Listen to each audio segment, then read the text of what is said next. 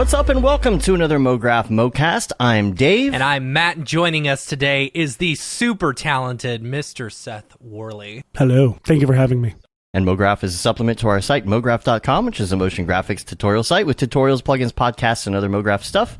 And on the show, we talk about everything ranging from motion graphics to Cinema 4D, After Effects, plugins, render engines, doing business, doing taxes, being a contractor, or working for the man. You can email us info@mograph.com. Let us know what you think about the show. Questions, comments, concerns, queries, grievances, show topic ideas, artist suggestions. We're on Facebook, Twitter, Instagram, YouTube, and mograph.com, of course.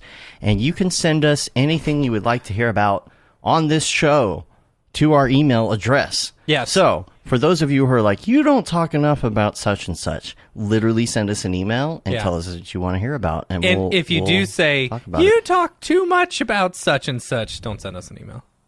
I do say you can send grievances. Send in your grievances. But just be nice about the grievances. Yeah. Don't be like, I can't believe you talk so much about render engines. Nobody wants to hear that. Episode ever. Yeah, there you go. Don't be comic book guy. That's all I request. So, noob or expert, if you have a beginner question, please do not hesitate to ask. Yep. We really like to get beginners into this industry with the show. And if you're a noob and some of this terminology and things like don't quite make sense, just trust me, just stick with it for a little bit. Yeah. You're going to hear so many buzzwords and so many technical words and all of the things, but eventually they're going to start to osmose into your head brain. Yeah. So, don't get frustrated about that. You'll absorb it. I used to listen to a show called Security Now back when I used to commute to work and things. And whenever I did that, I had no idea what he's talking about half the time. Networking, packets, and all that kind of stuff. And then I just started kind of understanding it just because I kept hearing it over and over. So if you're new, stick with it. If you're an old pro and you really want to dive deep into a subject, let us know. I still don't know what I'm talking about half the time. Neither do I. I don't know what I'm talking about 99% of the time. I just fake it. I always know what I'm talking about. I'm in full control of the ship at all times. I'm like, Ray Epsilon. I believe that. What is that? Ray Epsilon. That's a new Ghostbusters character. Right. Yeah. So this week we've been very, very busy. So busy. Extremely busy with all the things, and we've got more projects than we can handle, which is great. We feel very fortunate, but we've been so busy that we don't have any notes in general. We don't have a lot from the past week. So again, another reason that it's really nice to have people email, because if we're having a bad week, and I say bad week as in we're having a good week, but we're not having a lot of. I'm not sitting there surfing the interwebs finding articles to talk about. That's what I'm saying. So that's why that's helpful. It's been a very busy week. So it will be a short show. It was so busy, I could tell that it was busy. It was so busy that I got my notification for my screen time on my phone, and I was down on average 2 hours a day. Wow. Which is like... You're not on TikTok enough. I'm not, no. It's like, I get done work and I go to bed. My phone thinks I'm dead at that point. It alerts the authorities.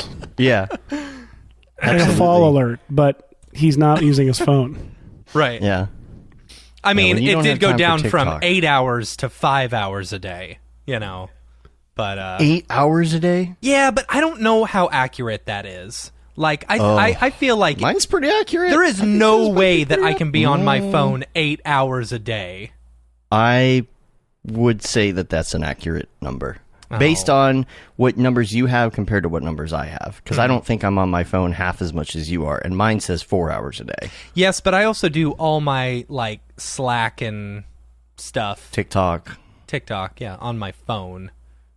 And TikTok. And TikTok. Lots of TikTok. And TikTok. Yeah, there's always TikTok. At least a couple hours of TikTok. Dude, I spend way too much time on it. Dorpy is on TikTok, by the way. Yeah. If you want to check out Dorpy. It's not just clips from the show. Dorpy actually is doing his own TikToks every once in a while. So make sure you check out mograph.com on TikTok. Yeah. Yeah. And so we're going to, it's going to be a short show. We're going to learn a lot about Seth today because we don't have any other topics to talk about. And first of all, week wrap up, just a couple quick things I wanted to talk about here. Number one, Get well soon, Ren. Yeah, dude. Ren has busted his freaking collarbone. Yeah, I guess. his collarbone. Yeah, so that's gonna suck for doing videos for a little bit. How'd that happen? So I didn't follow that at all. I don't know. Did he He's fall on off his his, one wheel? Yeah, he fell off his one wheel. I should have assumed that's how it happened. Right. But I mean, I didn't know. I just assumed. he's okay, right? It's okay to make that joke. He's like, Yeah, he's he's okay. good. He posted on Instagram. Didn't he also in a get little hit by a sling and car things. on his one wheel? Yeah, I remember that. I don't know about that. I'm pretty sure that did happen. Yes. Yeah. Jeez. But Wow. he's hopefully okay.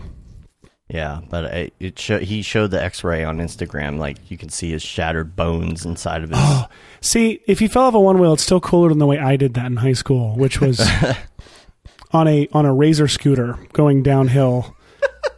Somehow trying to impress a girl on a Razor scooter. Isn't it always impressing the girls? That's the one bone that I broken was my ankle dropping into a bowl, skateboarding when I was 25 years old. And you know what?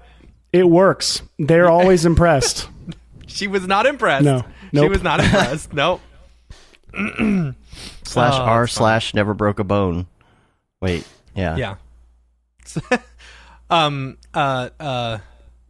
Yeah, I was going to say something. Now I forgot. Dang it.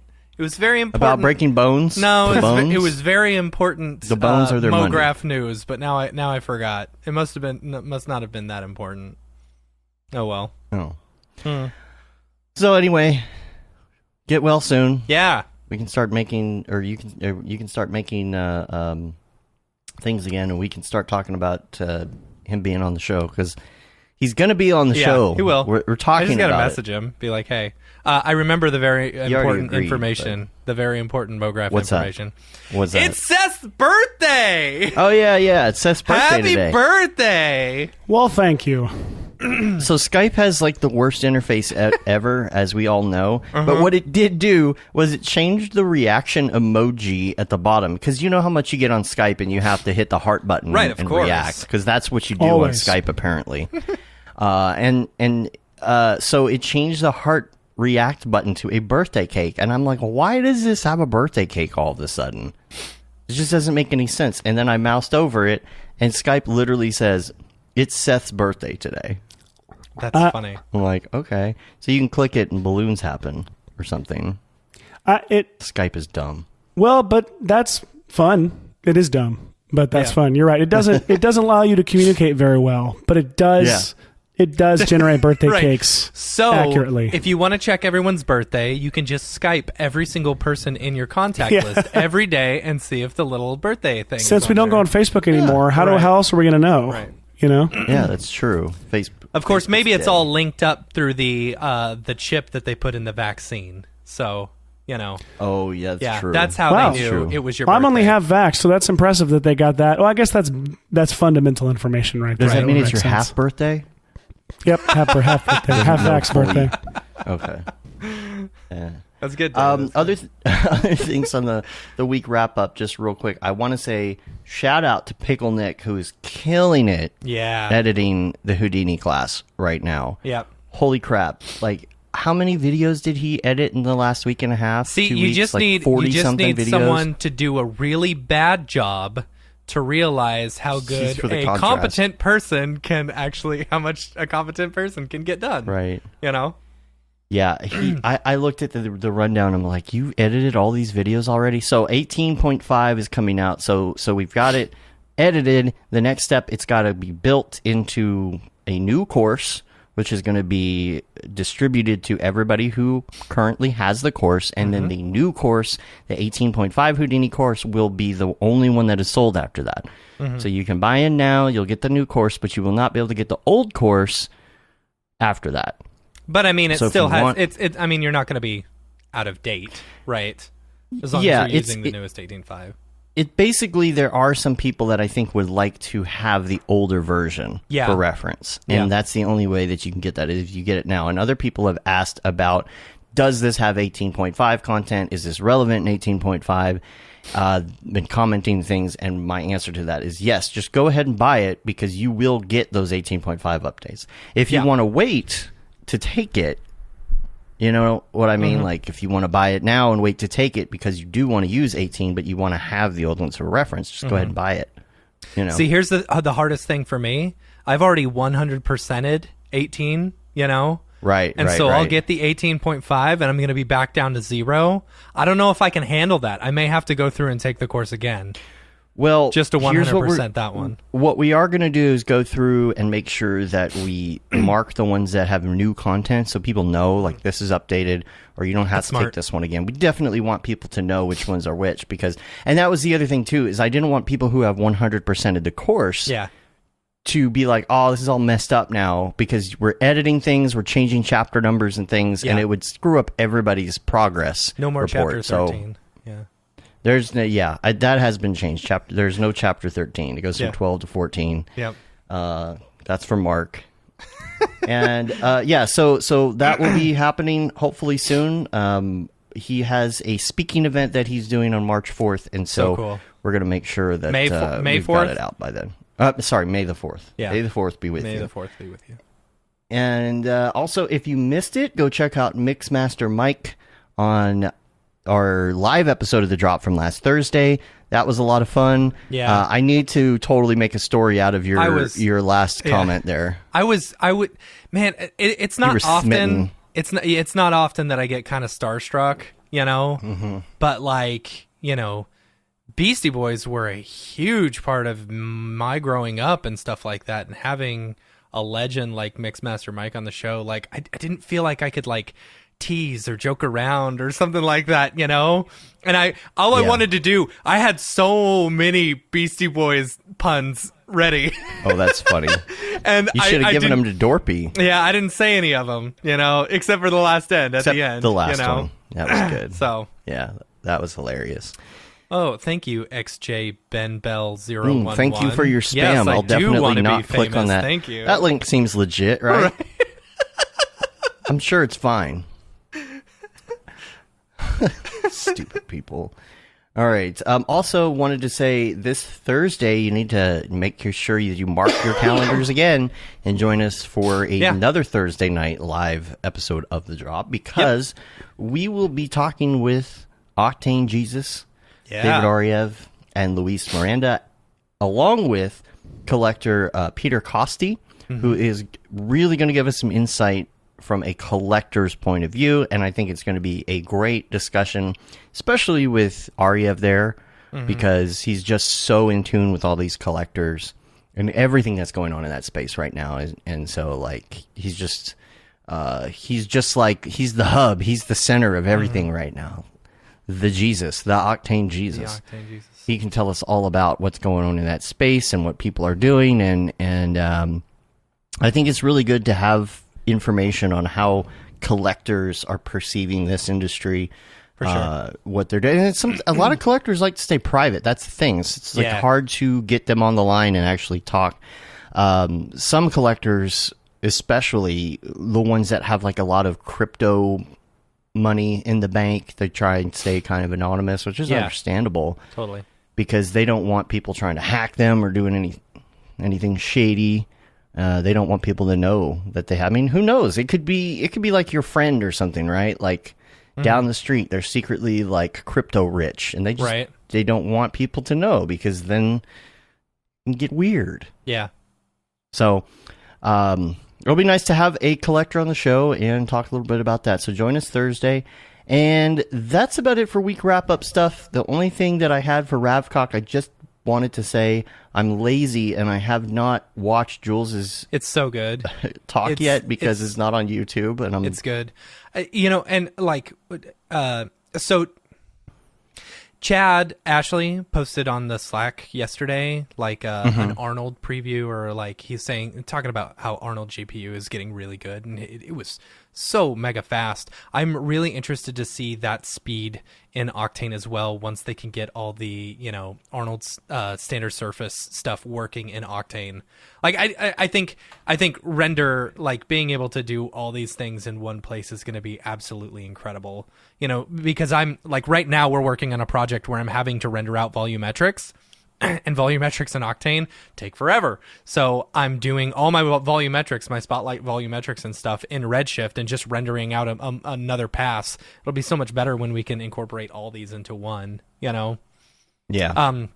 Only other thing I had on that was X particles and Octane have been weird lately. If you're using XP trails, do not change the spline type to anything but the default. Like, say your splines, if you're doing XP trails and like they're kind of segmented, you know, normally you'd go and you'd change your spline type and make it a little bit smoother, like to a B spline or something. It's not working in Octane right now. Like when you're doing render as hair, when you throw an Octane tag on it and you do render as hair, it like totally messes everything up. So the way that I found to fix this is using a MoSpline object. So you do your normal XP Trails stuff, but then you do a MoSpline object and throw the XP Trails into the MoSpline object, and then you can change the amount of segments in there and then put your render as hair on the MoSpline, and it works just fine. You know what I would like to see in cinema is better control over being able to turn things off and on for the sake of speed in the viewport. I don't know. I think that might be an S24 thing, because I know they updated the solo stuff, but I don't know if that necessarily turns everything off. You know what I'm saying? Well, here's the thing. You could say, okay, do low quality, right? You can do that in the viewport, but then things disappear. It's just like an LOD thing. Like, instead of having like 100 segments, or 100 cloners, it goes down to 10, whatever. Yeah. What I think would be really cool is if there was a way to track down an actual issue, because that's the problem with me is I'll be working on a project that's maybe not my own, so I don't know where all the bones are buried, and all of a sudden there's a bunch of espresso, and somebody added a bunch of cloners, and there's some fields, and all this stuff is linked, and it's going slow as hell. And the first thing you do is you just turn things off to see if that works. And sometimes it works, but sometimes it doesn't. You're like, there's something buried in here, and something's taking up all the resources. And then you just have to go clicking around to figure it out. Yeah. The problem is, half the time, if you just turn something off, it's still calculating it. And that's what makes me kind of crazy. And I'm sure there's probably a reason for that. Mm-hmm. Like, let's just say you have a null, and it's turned off for render. It's turned off for viewport. Mm-hmm. Well, anything that it's doing probably needs to be calculated, because what if you keyframed it to turn off and on the visibility? Yeah. And turn the thing on, right? Okay. Well, that stuff's still being calculated. Now, what Gustav says, layers. The answer to that is layers. Yeah. Which is understandable, because if you do it, you got to click on it, you got to select children, you got to make sure all the children are in that layer, then you have to turn it off in render, you have to turn off, okay, is this a generator? I don't know, you turn off generators, maybe there's some espresso in there, and you go through all of this stuff, and then you realize that that's not what was slowing the viewport down, and you're like, okay. Because I do a layer called mute, like 99% of the time in a large project, I have a layer called mute, and everything that I just need to shut it the hell off goes in that layer. But I wish there was a way to say, this is super laggy in the viewport right now because of this. Yeah. It's just hard to track that down. Right. It's almost like a activity monitor or a task manager of what is taking up the most. Yeah, that would be cool. Yeah, because there's stuff sometimes that doesn't even make sense. Yeah. No, there's stuff that doesn't make sense sometimes. Like, I'll have a cloner, and it's got, I don't know, like, something we were working on the other day. It had a bunch of triangles in it, right? Yeah.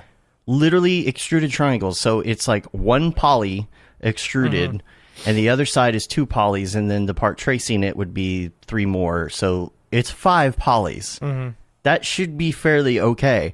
But it was in so many cloners, and there was espresso going on, and there was some sliders, and I don't know what else, because it wasn't my project. But I'm looking at it, and I'm like, how are 5-sided triangles making it impossible to hit play in the viewport? I can't wait until all the... I feel like the scene manager... What's the new node system in cinema? I feel like once... The scene... Yeah, this... Are you talking about... Yeah, you talking about the nodes themselves or the scene manager? Yeah, like the actual like nodes. I feel like once we all start working that way, things are going to get a lot easier. You know, I don't know. I'm interested to jump into that after this project is over. Yeah. Anyway, we had to fill some time, since we didn't think of anything. So, I got. Well, I friggin' work for Maxon. I should have been able to chime in on that conversation. Yeah, I was waiting. I was waiting. Yeah, here's the problem for Maxon, but you work on the I work for a company that merged with Maxon. Yeah. So now I'm working for Maxon, having to learn once again how to use Cinema 4D, which I've learned 4 times already. And then I learned it for a project, and I'm like, this rules. This is so easy to learn. I now know Cinema 4D.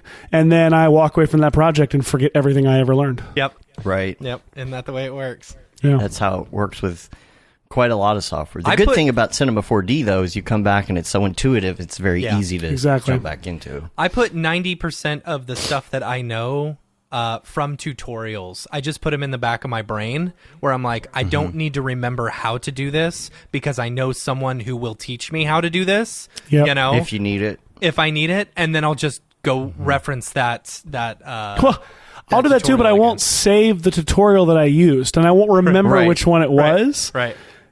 And I was like, I can find that easily. And then I don't even remember what I searched, what terms I searched to find it. And I'm like, it's there, it's out there, and it's perfect. And I don't remember what it is. Yeah. What helps me is to just make as extensive behind the scenes as I possibly can for the things. So then I can literally go back to that and be like, that's what those things are called. That's funny. Yeah, so I am trying, whenever I have quote-unquote free time, to get back into Ableton. Just trying to learn a lot about. I'm not really trying to make a bunch of stuff. I'm just trying to learn about it. So I might put a tutorial on when I'm working on something else or whatever. But nerd that I am, I open up Notion, and now I'm starting a Notion database. And I should have done. I mean, of course, Notion wasn't around, but I should have done this years ago in some fashion. Is writing down what these tutorials are and what I found and why it's a good link and what I learned. So in Notion now, I started this tutorials database, and all it is the name of the tutorial and the link. It has a tag, so you can say, okay, this is like a technical tutorial, this is a dubstep tutorial, whatever it is. But I put a section called learned, and I'll write what I learned. Like, I learned this really cool shortcut key, like Control E is to slice, or if you have a track that's a wave in arrangement view and you click on it, you hit R, it will reverse the things like that you learn, and then the next time, just like you said, you come back and you're like, I don't remember. And it's like I was thinking like, I know there's a really good way to take a clip and move it to arrangement view a certain way. And so I went back, I started writing this down so I actually have a record. And so now you can take that, you can reference it, you can search it, you can send it to your friends and say, hey, you want to learn Ableton? Here's what helped me. That's so smart. This is my version of it. That's so smart. I do a version of that with story-related stuff and writing-related stuff, so like story structure stuff. I have a whole Airtable is like, I live on Airtable. And what's Airtable? It's like spreadsheets on crack. Okay. That's what Notion is. It's the competitor. I don't know. I'm familiar with Notion. I've used it a little bit, but Airtable is. I'm not familiar enough with Notion to say how similar the two just are. from the looking at it, it looks very similar. But it's man, I live on the thing. I have like shortcuts that speak to and talk to Airtable, but like I've got one with story structure stuff that's like this entire database of like every possible resource I've learned or can access to, and I never even thought about doing it with tutorials. It's so smart because like in Airtable you can do like thumbnails and you can put in URLs and like tag stuff and link them to each other. And I'm not represented by Airtable, no matter how hard I try every day to get their attention. Looking at it does look like a very similar version of Notion. Looks like a prettier version of Notion. It is prettier, but the problem is you never know about like features and things. And sometimes it's like, man, there's one feature that I really like on this other thing. It's not worth moving to just for that one feature. But this does look like the interface is a lot prettier. The interface is everything for me. I am so superficial. I will go with a prettier environment over function. Yeah. It not all the time, but if it's just enough, like, Yeah, because it does have, like, the integrations for me are something that are interesting, because I was working with, who was I working with? I think Jeremy and I were trying to figure out kind of a way to do something by connecting one thing through automate.io and doing a Zapier and doing all this crap. And it's like, okay, we've made it too convoluted. It's just too hard to integrate. But, you know, I see this and it's like got integrations and I'm like, all right. Huge See, I need to move all the Camp Mograph stuff over to like something like this, or you should just to put like it on Notion or something. That's a good idea. The thing is, if you put everything right now, on it's Notion, all just an Excel file. Yeah, you Which can is take probably Notion a terrible and, like, idea. you could put the project stuff together, the Mograph stuff we're working on, in with the Camp Mograph stuff, and then you could have your own dashboard. Yeah. And that's what I do. I have a dashboard. It shows me my personal things I have to do, my work things I have to do. I'm such a Notion nerd. So I'm equal on Airtable nerd. Like I have like a Calendly link just for friends to go to schedule Airtable, like me teaching them how to use Airtable or how to do things with it. Because I'm like, if something happened to where Mograph was outlawed, or, you know, After Effects use was outlawed, it's like I feel like I could have a thriving career, like just organizing data for people, which is the most antithetical thing to like what you know, what you're currently I present doing. as my thing that I do. Yeah, but it's satisfying. There's something satisfying, and it might be like the control freak in me 100%. that likes it, but it's just like I can throw everything in here. And then I'll do it, and I'll sit down and I'll get it organized, and I'll update the status of everything, and I'll figure out what I have to do, and I'll put everything in my calendar, and then I'll be like, I feel like I should be doing something right now. Am I supposed to be doing something? Well, no, look at Notion. You're not supposed to be doing anything right now. Maybe you could play some Halo for a change. But you know, secretly, it's a ultimate form of procrastination. Like I'm organizing all of my information. I'm preparing. It's really, I'm just putting off working as long as I can, and hope and under the guise of making the work easier down the road. Yeah, I've gotten it pretty down to where I don't have to spend a lot of time in it anymore. But yeah, when you are in the middle of a project and then you decide to geek out, it's like, is this really worth the time or not? The hard part for me is like keeping everything updated. Like right now, our project is just kind of like trashed on who's doing what and stuff, and I need to go through, actually add thumbnails. But, you know, then it's like, okay, I'm going to spend an hour and a half, 2 hours doing that when I should be jumping ahead on some more of the project. You know what I'm saying? That's kind of one of those things where you could either do it while you go, but if you don't, there's something that the GTD method, which is where I think a lot of the GTD method still stands, even though I don't use it all these days. Some of it is a lot of overkill. You know, like I even brought some of it back into Notion, some of that GTD stuff. For? Getting things done. Guillermo del Toro is what you're trying to say. You use Guillermo del Toro as like, getting things done.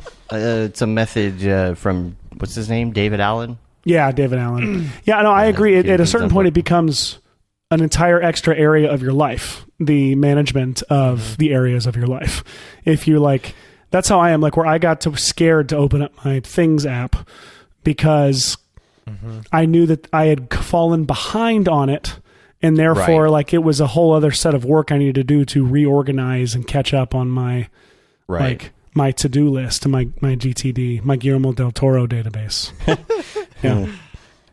Which is copyright David Code 2001. The whole thing about getting things done method is you do something called a review, and it's got a little coffee cup on it. It's called a review. You're supposed to do it like every Friday or something, right? You sit down, you go through your list of everything, even the stuff that's like long term, and you just double check everything. What I kind of stripped out of the getting things done method was the micromanaging of the names of tasks, and I shouldn't have done this in Notion, but I did bring in like the suggestion that they have, which is doing an epic and a sprint, which an epic would be like a long-term project, and a sprint is a little thing you have to do for it, like send an email or whatever.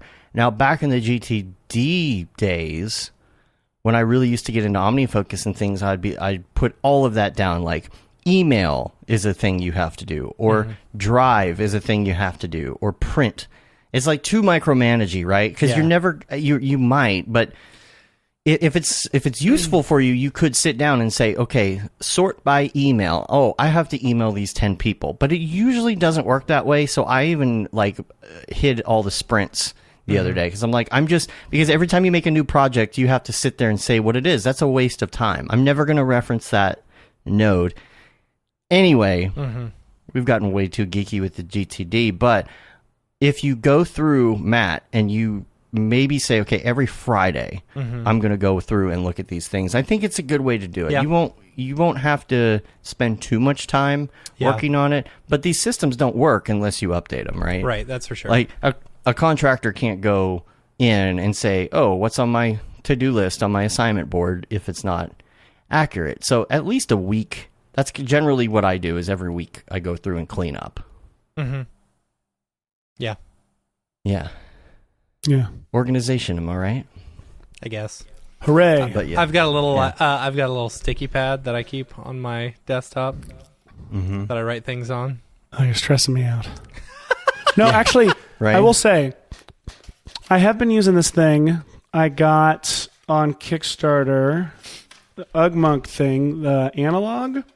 It's like this cool little wood thing, and you have cards. It's very GTD. You have cards for, you have next cards, you have someday cards, and then you have today cards, and every day you just write on their list your today, like what the stuff is to get done today, and then you put it in the thing like that, and it sits on your desk looking at you in a really nice, aesthetically, again, the aesthetics are everything, it's pleasing. Yeah. But it's actually been really helpful during the pandemic when I as I've been working, I have so many like distractions. I have 3 kids, and up until we just moved into this house, like I was working out of a living room of a townhome where my kids were also doing school Everywhere. and everything else. Yeah. And so to have this one central little place that wasn't an app, that I didn't have to open up my phone or my computer to look at, but I could literally physically look down at my desk and be reminded, like, if you're going to do one thing right now, you have time to do that thing.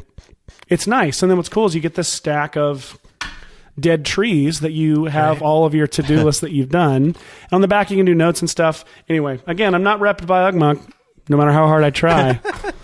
But well, a lot of people like to do that method, and they actually will write down, if they didn't get stuff done the day before, they will rewrite their daily to-do list every day, because it gets to the point where, like, if you have to rewrite something like 5 days in a row, there's something that you're not taking care of. If you have to rewrite it 5 days in a row, you just stop writing it. It's terrible. But a lot of it for me is like, I just stop writing it. And I realize, that may not be a big deal because the world isn't ended. And I can just put that off. The easiest thing to do is just to have an epic or anything like that. That is, maybe not an epic or maybe a status or something that you can write on it. Instead of saying, I need to do this tomorrow or I need to do it this week, you could say whenever. It's a long-term thing, so you can just put it in there, and at least it's out of your brain. Other thing that I do, I don't like keeping like a general outboard brain inbox in Notion. To me, it's like not a good way to do it. I guess you could make your own Notion that is essentially an inbox, but I still use Todoist and just add everything to my inbox and then sort through it later. It's mainly for me about getting things out of my head, so that it's not just looping in the back of my mind what I have to do. And then I'll go through that list and I'll start planning out my week. Like every Sunday, I kind of do. It's almost like that Friday check-in where you're going through, you're doing a review, you're checking all your things, and I'll go through on Sundays and I will literally block plan out my calendar for the week. Not everything's going to be a calendar thing, but you have some pretty big things, like obviously meetings, things like I've got to work on this project, I probably need a good 3 or 4 hour block, block that in at least. I I don't know. We randomly went off on productivity, but what else do you do? What else do you do for productivity? Do you have any other secret methods? What else do I do? So I use the Things app, Culture Codes Things. That's just been my system for like over 10 years. Mixed in with for notes, IA Writer is my favorite kind of memo notes writing app because it's super clean. Y'all got way too many things. I got nothing. I got Notion, and that's only because Dave set it up. Well, man. I've got like that's a good start for you though. What I do like is that I've got shortcuts. I like building shortcuts because I'm a nerd. And so I've got stuff to where, like, if I'm in a meeting and suddenly I realize, oh, I need to write some of this down or I need to type some of this up, I've got a shortcut on my phone that I can hit meeting notes and it'll pop up. I'm not going to show you. They all say happy birthday because like all my calendars include my birthday in it. So That's it's like, funny. which one are you wanting to what meeting are you in? It pulls from my calendar all my meetings and it's like, what meeting are you in? And I click it and it auto generates like a document with titled accurately for the meeting with all like hashtags on it. And so I can just start jotting notes down without having to because I'm OCD like that. And then it's going to automatically name the document after the first line of the document. Right. So I have it go ahead and auto generate the meeting name at the top with some hashtags so I can just start writing notes and it's already organized for me for later. Dumb stuff like that is why I have multiple different tasks and tools. It's also to help me compartmentalize stuff. Like it's very good to be able to compartmentalize. Yeah. In that type of. Yeah. And the thing about this kind of organization, it's not for everybody, but I will say if you're going to manage any sort of a team or do anything like business related, trying to manage, you have to have something like this. You have to have a system. You know, it might not be this system, but you have to have a system because how are you going to make sure that moving forward, things are going to get done on time, that your contractors are working on certain things on certain days, and when those things are due so that you can review them and make sure they're good for your client, whatever it is, you have to have some sort of system for that. There's no way anybody should be expected to be able to keep that kind of information in their head. Yeah. So, well, one thing I love, like, you know, talking about Airtable again, you were talking about working with teams, like, I'll do VFX shot databases in Airtable, and you can share a view link, and I'll share that view link with clients or producers or whoever might want to.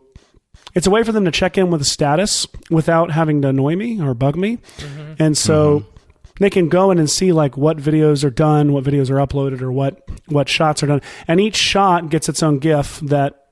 So you have like right there in the spreadsheet, you have a looping GIF of like the shot for quick and easy reference to, because for me, my brain doesn't work off shot numbers and names very well at all. And it'll have the Dropbox link to final renders. And like what was really cool is on the short film I did like a year and a half ago, I crowdsourced some of my last minute VFX. Some of the artists are actually in the chat here. I think annoying you should block some of them. But I actually was able to sent out a call saying, hey, if anybody can help with these shots, and they'd reach out and then I'd send them the Airtable link and say, just tell me what shots you want. I'll tag it. I'll claim it for you. And I send them an Airtable link that has the download for the plates. It has the upload link for final renders. It has instructions. It has a GIF. It has all this informational stuff. And so for me, it's almost like I hate having to communicate a crap load of information with my mouth because people's eyes glaze over. And it's like, well, I need you to take all of this information. You need to have all of this information. So like putting it in a super organized, manageable like place where it's all right there. And I'm completely blameless that if you mess it up, it's because you're dumb and you don't, and you're not trying to get the information. I love stuff like Airtable or Notion or anything like that lets me organize that stuff to be able to communicate it or give it, That's a really good point because it is really hard to communicate a bunch of information. Like, for example, doing this show, If you agree to be on this show, there's certain things you have to do. You have to be available for a certain date, right? You have to click on that date and make it happen. You have to have equipment to record. You have to have a microphone and a camera, of course. So that has to be listed. Hey, you need a camera and a microphone to do this. We're not just recording on Skype. This is going to be live on the internet. Make sure you have a camera. Make sure that you test the camera. You also have to record an audio only ISO of yourself when you do the show, because it's sent to me at the end. I edit the show in Dave Logic has a and I make it sound good. long email that he sends out to everyone about it. So that's what happens. I send out this email because you have to know these things. You can't just show up to the show and be like, oh, I'm supposed to record. Right. I get that. And so I could get on Skype with somebody and I could sit there and I could explain the whole thing to them. But like you said, their eyes glaze over. Yeah. So then what do? You write it out and then you put it in a document and you send it to people and they don't read it. But it's also similar to what Seth was talking about, where the presentation needs to be, like I see a wall of text and I'm just, okay, that's a bunch of text. Some of that's your ADD. Yeah, maybe. Well, but it's like ADD is that. Those are the key letters here. Like that's what motivates everything I'm talking about, is because I'm heavily medicated for ADHD, and I'm like, if I, my whole thing is like, if I look at it and I feel like I would retain the information, like if it passes me, like I feel like anybody will look at the information, like anybody will get it. So it's like if I can get it into a format that I would consume and I would not skip over or miss, then we should be pretty good. Yeah. But that's what I like about Notion, because you can put the information that people will need in there, but they don't have to actually like necessarily have every piece of information. Like, here's an example. I think I probably put in that document how to make sure your levels are good or something to that extent, right? Here's what's good about levels. Now, if you're an audio person, you already understand how to do that, right? So sometimes not all the information is necessary, but it's necessary for certain people. And I feel like that's why using something for management like Notion or Airtable or whatever is great. Like the Stop Being Afraid of Houdini course, there was so much information that had to be relayed, right? Like, who is working on what? Who's recording what? What chapter is this? What time codes are being inserted for new 18.5 content? Who's working? So all of that goes into the system, and what's great is the information is there for the people who need it, and you can also, I'm sure Airtable does this, you can go in and you can look at not only like where someone added you, like at Dave, hey, I have a question about something, but also you can do like this passive thing where you're following something. It's like following a Facebook thread where people will do something and they'll be talking to each other, but you get a follow thing that says, hey, these people on your project did this, this, and this. And it's a passive notification for you, because you can look at it and you can say, okay, things are going accordingly. That issue is taken care of. I don't need to talk to them about it. I don't need to email them. I don't need to Skype them and say, hey, how's this going? Because I know how it's going, and it's just a passive way to monitor what you're doing. So, anywho, let's talk about your career, Seth. I feel like I've guided this into being the most boring episode of Mograph in the history of the podcast. No, there was no clarification there. It was that's all right. It wasn't. Yeah. No, it's not, Seth. It's not boring at all. It was that's all right. No, it's not totally. This is not a boring episode.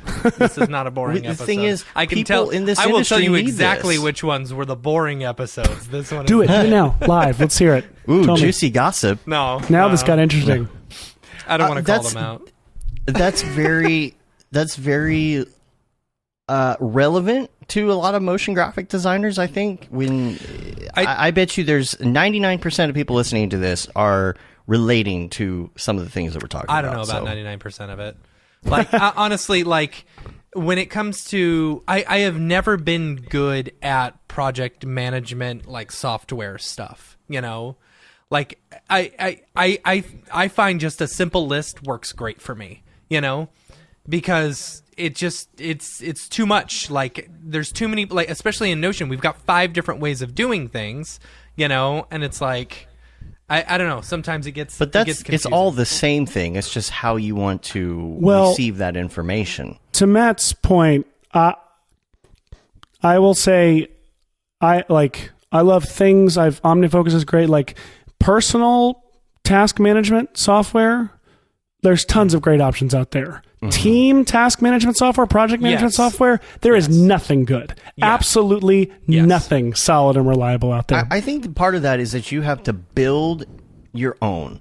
I really, really think there's nothing that's going to fit everybody. Everyone does project management different. The way, Dave's in love the way your with brain Notion, works. And I kind of get it, Like, for a few things, it's very convenient. But for the most part, it's like, there's so much there that I'm just like, I can't. There's no one's been able to turn and make the Slack version of it where you're like, I like it here. I'll actually, I'll come here and it feels light and casual, and my work feels not boring in this environment. And no one's done that for project management. It's always just felt like one more thing that emails you 80 times and that you have to go log and check in with. And the problem is, when you find something that works and you try and send it to somebody else, and they're like, man, I've already got project management software. And you're like, no, you don't. This is the one. Yeah. This is the one. No, now we're going to change over to this one. No, so, I mean, we're trying to stick with one thing, but when you're managing a project with 100 videos and 6 contractors and a million different due dates, there's no way you could just write it down and then not all of a sudden realize at the last second that something's not right, or you missed a deadline, or all of a sudden you have like 5 days of work to do in an hour. Like, you have to have some way to write it down, or else how are you going to get major projects done? And if you can't get major projects done, how are you going to evolve your company? Because it's great if you're a contractor, a single contractor working, but how are you ever going to make more than like your year's salary? Unless you hire somebody, unless you expand in some way, shape, or form. And you cannot do that without having a team, whether you're hiring somebody as an employee full-time or you're hiring contractors. You've got to manage that team.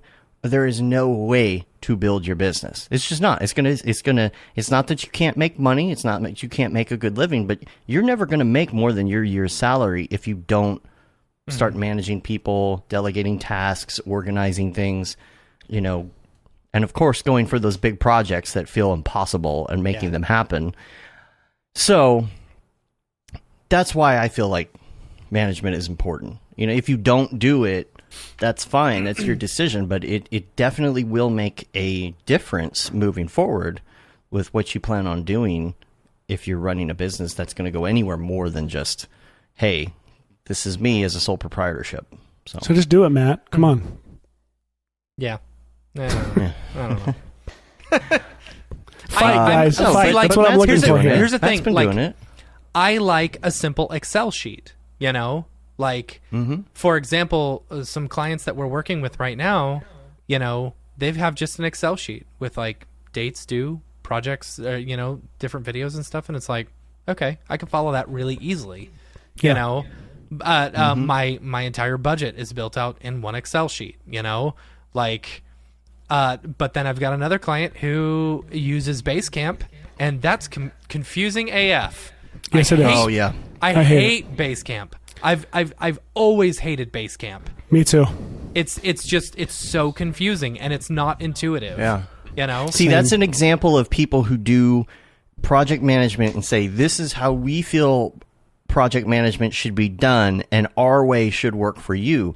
Whereas with Notion, you're building it to work the way that you decide you want it to work. And I feel like that's why a lot of people are gravitating toward Notion, Airtable, and that kind of like dynamically changing fields and that whole database driven thing. John Haley in the chat. Miss you, John Haley. We were talking on Halo last night that we are missing the presence of John Haley in our Xbox live June chats. 11th, we're going to have a big Halo party to celebrate the end of our big project. It's going to be awesome. Anyone who's interested, let us know. Yeah. All right, Seth, let's talk about you and motion graphics and VFX and all the things. I think we're doing pretty well for the short show. We've already gone Sure. an hour. So Are we already at time. an hour? Jeez. an hour already. All right. Yeah, that's good. Action-packed hour of task management. Okay, maybe So, this is a what you boring wanna show. know? Indeed. Let's heat things up. Let's do this. Let's start from the beginning because we haven't met in person. So We haven't met Really? in person. No. I don't think we so. have. I don't think we have. Unless Who we are just, you like, people? No. How did we meet then? No, the thing is that when we meet people in real life, usually we have a chance to sit down and learn about where they came from Yeah. and where they went to school and all Yeah. the things, and we don't get to do that, especially nowadays. So we know where you're from in general, and that you're from Red Giant, and we've hung out on Skype and 3D motion show, that kind of thing. But we really haven't had a chance to sit down, have a beer, so to speak, and talk about where you started and where you went to school or didn't go to school. Yeah, it's 1 p.m. Let's drink. Let's crack it open. There you go. So, It's Miller time. school-wise, I went to a year at Baylor University for telecommunications. I'm from Nashville, here in Nashville, Tennessee. Went to Waco, went to Baylor for a year, came back. I started getting a lot of work in the music industry back here, doing video, doing like electronic press kit videos and promos for like up-and-coming artists. I was cheap labor for a record label to hire and send on tour with bands to or into the studio to shoot, B-roll, and then eventually also cut EPKs and stuff. And I liked, and I was getting so much work. I came back to Nashville. There's a film school here in town called Watkins Film School that I went to for a little while. But the majority of my education came from just working and doing the work. Ever since I was in middle school, I've always felt very natural with a camera, and eventually all through high school it was with an SVHS deck-to-deck linear editing system that was donated to the church that my dad was the worship pastor at, and nobody at this church knew how to operate this thing, so I taught myself, and this closet that it was in became my like makeshift office, and my friends and I would run around on the weekends and shoot stuff, and I'd edit on these VHS tapes, and I cut my teeth constantly filming and editing stuff that would be shown either on our high school TV Pros TV broadcasting program, the cable access channel that we had to actually create content for. I would be shooting and editing content for that and or for our youth group, like dumb videos we'd make and show our youth group. And the key to both those things was that they both had an audience built in. And so it wasn't just me making dumb stuff and thinking that I'm great. It was me making dumb stuff, showing it to a room full of people and learning that I'm not great. And, and constantly like getting to experiment and try and see what works, what audiences respond to, what they don't. And not accidentally hitting assemble edit instead of insert edit. Oh, Then gosh, time yeah. code's over, man. many So, game times. over. Good old And this punching a thing, hole in the tape. this specific deck, it's something about if the time code would start flashing, like it would go to 0 all of a sudden and start flashing like it would as an error message. And if you had to karate chop the left jog wheel like just the right way, and it would go back to normal. Otherwise, within 5 seconds, it would start taping over your raw footage tape. Jeez. Yeah. And so this thing was a dangerous, risky game that was a lot of fun. Even if you took the tab out, would it still No, probably not. But record override? probably not. You're right. I should have done See, that.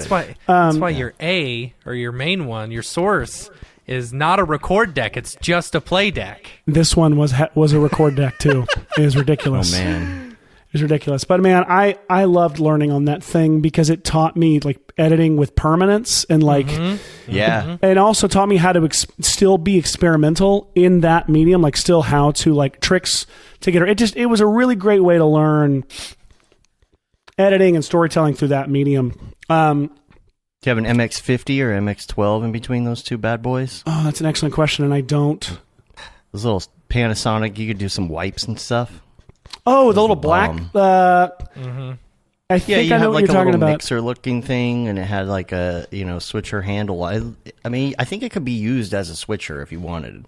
Yes, I hated that thing. It didn't have the haptic feedback that like that big old nasty deck to deck one had, where like I'm pushing buttons and getting clicks and beeps and hearing my tape get taped over. Like I liked having that immediate feedback.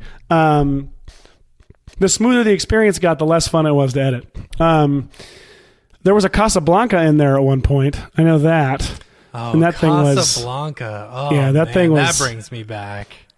What is that again? I don't Casablanca remember. was one of the first ones familiar. that was like advertised as you can do this from home. You know, like I remember going to the National Junior Journalism Convention in Albuquerque, New Mexico, and there was someone in a Casablanca, you know, and they were trying to argue about why it's so much better than Avid.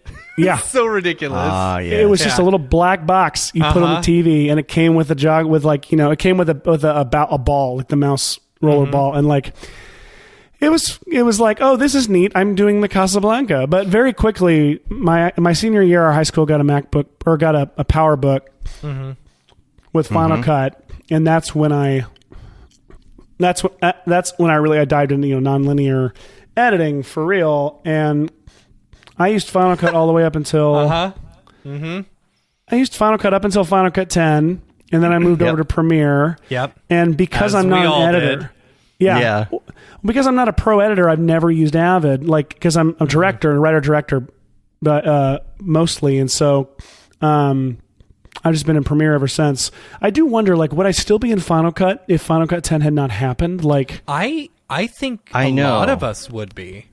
Yeah. I think, Yeah. you know, and it's funny because like during that time when they switched over to Final Cut X, I was actually at the You mean when they abandoned all of I was us, at the yeah. announcement, and it was awesome. The energy there was great, you know? You got people in the crowd screaming, I want it now, give it to me, you know?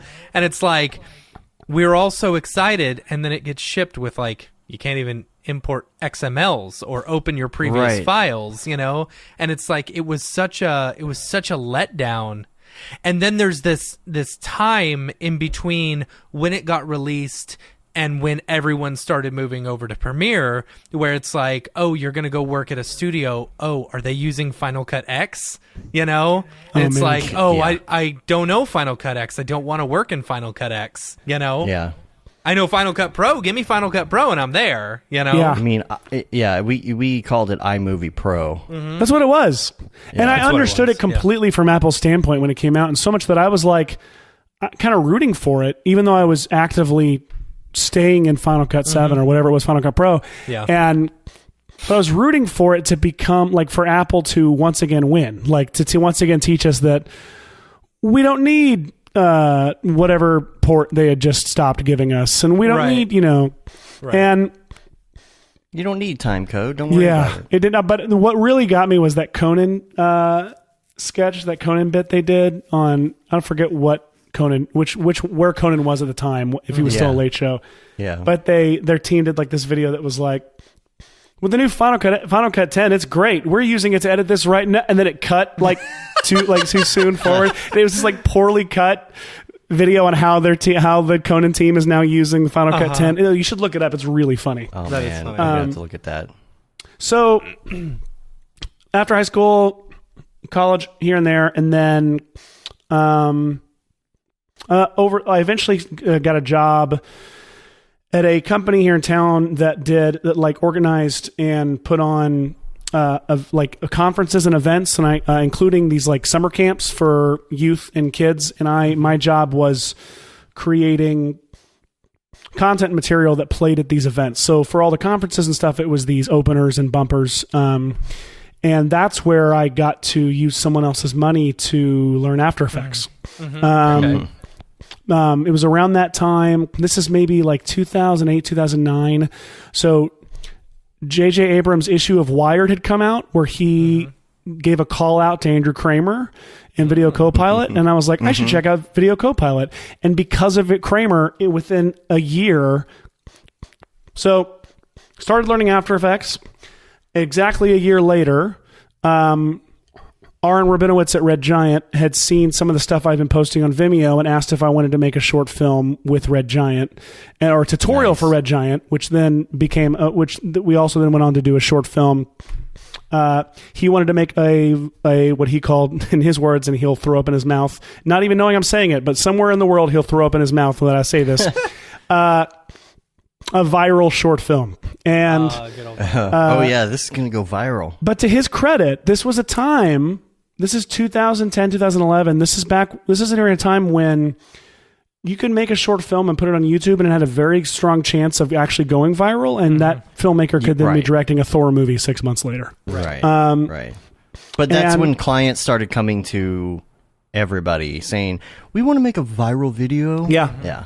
Well, but to Aaron's credit, what was smart about his take was we should make a short film, and it should just be an absolutely spectacular short film. Right. And we shouldn't hype our products with it at all. It should just be a great standalone short film that links to a behind the scenes, and our behind the scenes should just hype the living hell out of all of our products. Yeah. Right. And we should use all of the Red Giant's products to make this. And through our conversations, we both agreed that like this should also thematically be about the main product too. Which in that case, it was a film called Plot Device, and it was about Magic Bullet, Magic Bullet Suite, and the concept itself was inherently about color grading, color correction, because it was about a kid who gets a button, and every time he presses the button, the color grade changes, and he's in a different genre of film, like surrounded by zombies, or he's got people shooting at him. And so the concept was inherently based on the same theme that the product itself was about and based on. So it all felt organic and cohesive. The behind the scenes, like hyping stuff, didn't feel foreign to the actual film itself. It felt, and it also, we, made the behind the scenes as interesting and as like educational as much as it was, marketing. And so that short came out, and again, Aaron had found me because I was doing these videos at my job and experimenting and learning After Effects, and also at the same time making these narrative, like comedy sketches and narrative miniseries for the summer camps that my employer put on. And so you'd go to camp and you'd watch these 5-episode, 5 minutes. Each episode's like 5 minutes, like 5-episode, like little mini arc series with recurring characters. And if they were any good, I'd put them on Vimeo and say they were a web series. If they were bad, they'd play at these camps and no one would ever see them again. That's funny. And Aaron had found those and seen those, and that's what made him, start a conversation with me about doing a short film. So Plot Device then, that came out in 2011. It blew up, and within 24 hours, I had voicemails and emails from executives and agents and managers, people. I knew nobody in LA at the time. I was still based here in Nashville. And suddenly I had every agency, emailing me asking when I'm going to fly out and meet. And so out of that experience, I got an agent. I got a whole host of contacts that I'd never had before. And then I got a job offer from Red Giant to come on full time and make short films and content and tutorials for them. And I've been with them ever since. We're now Maxon, and so now I'm like I said before, actively learning Cinema 4D as well as I possibly can to start influencing that into tutorials and marketing videos that I'm making. But sure. In between Plot Device and now, there's just been a whole lot of stuff of me making short films with Red Giant, directing commercials on the side, starting a company called Plot Devices, where we make notebooks and tools for writing and story development. So there's a lot of hats that I wear. And I think I've represented all of the hats. I like that on your site. You say Steven that Spielberg's. The Tom Hanks. That's quoting my buddy Joey Ellis, who is an illustrator and designer who designed. We pitched a kids' TV show a while back. Some of it's in this reel that you're seeing with the puppets and stuff. He said that one time about me, and I was like, "That's on my tombstone. That's the greatest thing I've ever heard in my life. This one you have here with Olivia Munn. That was the dog app, right? It's a dog. Yeah, it was an app called Wag. I've seen this. That was a commercial. First thing I ever directed with the good people at Sandwich Video, or they're now called just Sandwich. My life is like a Forrest Gump story of me just bumbling my way into working with various heroes, and Adam Lissagore at Sandwich was one of them, where he had seen my Red Giant work and didn't know that was unaware that I had been actively ripping him off and stealing his style of explainer video for several years at that point. And we became friends, and then that was the first thing he sent me a text and said, "Have you ever worked with dogs before?" And I said, "I've been waiting so long for you to ask me that question." You like Dags? You like Dags? And yeah, Dags. And so I did that commercial with them, and I've done a couple other things with them since. That's cool. That's cool. So that's me. I think Dorpy would like that dog app. Yeah. Dorpy will be on later. Good. I should hope so. I wanted to talk about the Ghostbusters thing, because you were just on a 3D motion show. When was that? Last week before last. Yeah. And you were showing, you've done 2 Ghostbusters things. Is that right? Yeah. 2 unofficial, completely unlicensed Ghostbusters things. Right. Yes. But the new one, I was looking for it this morning. I didn't know what it was on. I didn't know if it was it's a Red Giant thing, right? No, I think it's on Maxon's. It's 3 because it was 3D motion show. So you can just search Seth Worley 3D motion show, and it should be the top one that comes up. Okay, let's see. I'm going to look this up. And I didn't know if you had like a separate... I thought you had well, you do have the video separate. We have... So, you talking about the first Ghostbusters one? You had the first one, and then you did something on the... 3D motion show. Yeah, but it was about like the streams and all of that. Yeah. Like creating like similar streams. That was... Okay, I didn't know if you had another video or... Okay, so that's... No, it was those 2. So the first one was there's a period of time at Red Giant when we were taking a break from making all-out short films. We were taking a break from epics and trying to do a few just sprints. That's not really a good analogy because I heard you explain what sprints and epics are. But yeah, that makes sense, though. We created a thing called Film Team Experiments, which were meant just to be these experimental little mini like sketch little shorts that usually it was built on one effect shot or, a couple, but it was mainly one kind of effect and one joke that kind of ended it. They were like 30 seconds to a minute long. And then a little behind the scenes that was more of a walkthrough or a breakdown connected to it. And then we did one kind of elaborate one of those called Busted. Well, so like there's a bunch of, they're all like usually recreating effects from movies. So we had Hatchback to the Future, and they're all punny, like super punny. Right. Blood, Sweat, and Pterosaurs. But Busted was this one where we kind of wanted to do... So the female Ghostbusters remake reboot had not come out yet, and we didn't know... There was not even a trailer for it yet. And so it was kind of out of our guesstimating of like... What kind of directions could you go with a reboot of Ghostbusters? Like, do we want to see like the Conjuring version of Ghostbusters? Do we want to see the cartoonish ghosts? And then it really became like, you know what? What do we want to try and recreate ourselves? And I really wanted to figure out how to do the cartoonish ghost look without being able to build a puppet. And through a product that our good friend, the late Sean Mullen, made called... it was the Monster Pack or Zombie Pack. He made this great pack that was just eyes and ears and scars and components that you could comp onto people's faces and body in post to make zombies or monsters. So we used that combined with some like really warped puppet tool stuff to create the ghosts. And then for the proton streams, we used Trapcode DAO and Trapcode Particular.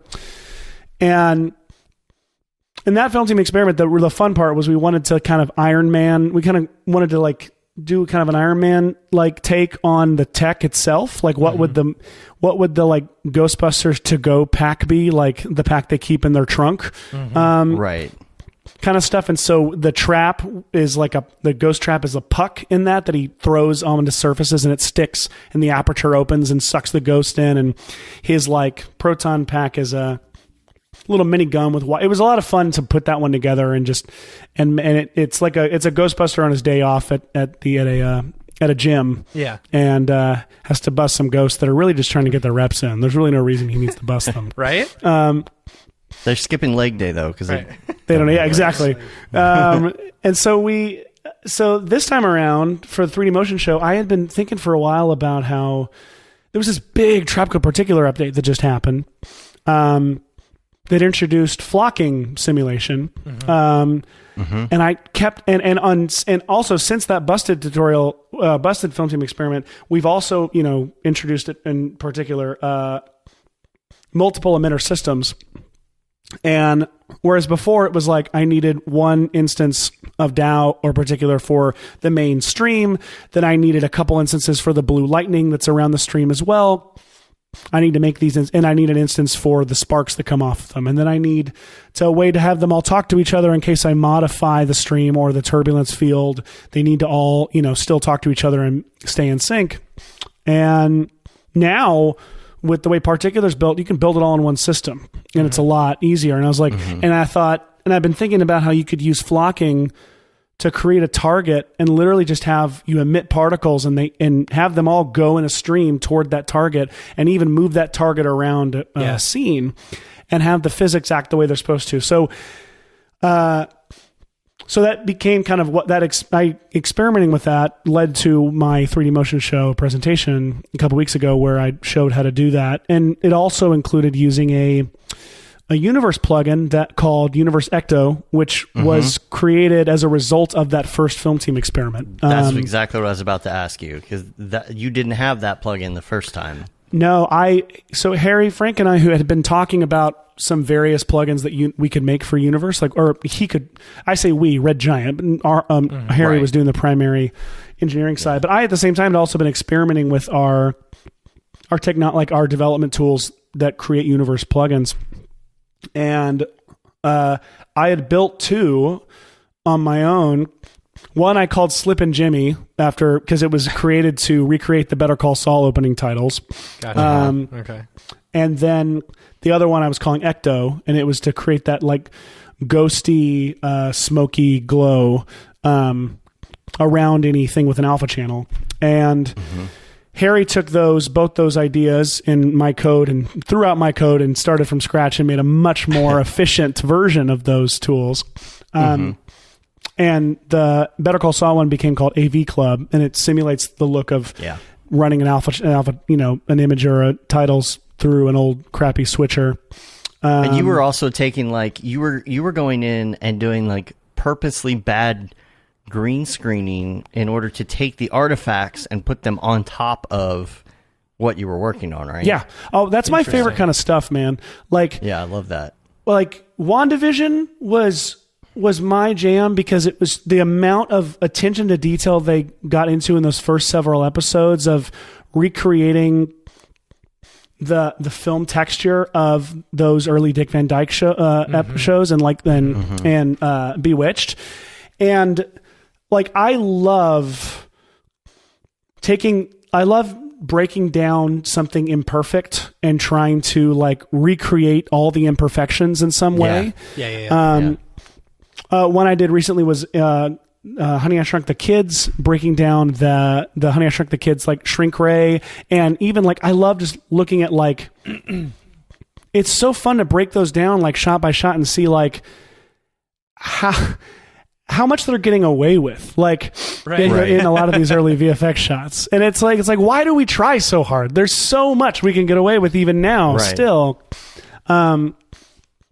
So yeah, it's really fun for me. I love creating really bad keys and really bad if you really want to see the best version of that, I don't know if it's online. It might be on my site. But at Red Giant, we used to do these annual sales every year at the end of the year, and we started doing. One year, we decided we're going to make the world's worst promo for it. We're going to make it look like a used car lot, the commercial, and we're gonna advertise every product badly, like almost like that plugins Conan must go spot. Yes, and so it was like, got pesky green screens, get rid of them with Primat, and it's like, and it was, it's like we literally, God bless all the leadership at Red Giant because they let us market all the products by using them horribly and making them look terrible. And so that's where I've gotten to do it the most, is recreate. But even look at the short that got me, my job at Red Giant. Like Plot Device itself was recreating those old, like the aesthetics of all those, each genre and all the, nuances and flaws. That's the stuff that I get really geeky about. Mm-hmm. Yeah, it's really hard to make something look convincingly old. Mm-hmm. If you watch For All Mankind, watch what?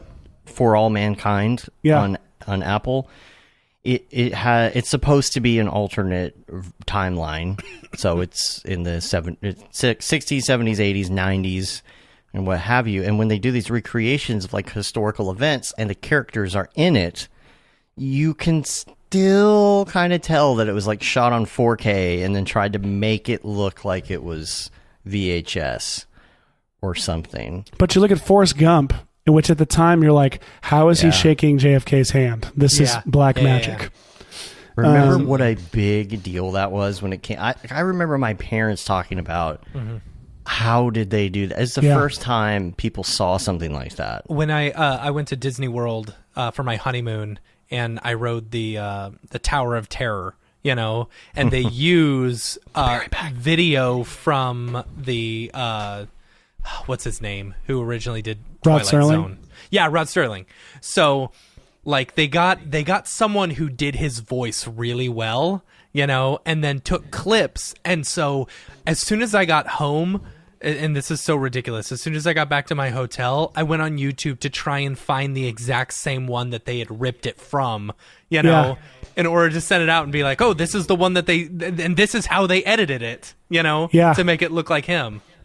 It's so cool. Mm-hmm. I love it. And this is the thing, like, about recreating anything like old, you see it all the time. If you try to recreate it from memory, it becomes this really broad, corny, it doesn't work. It's like you end up with a bunch of ad blend mode, massive glows, like everything's over the top. I'm using this generically. I'm not actually referencing anything specific, but like, when you look at the individual little details and you try to break it down on a granular level, that's when you create something.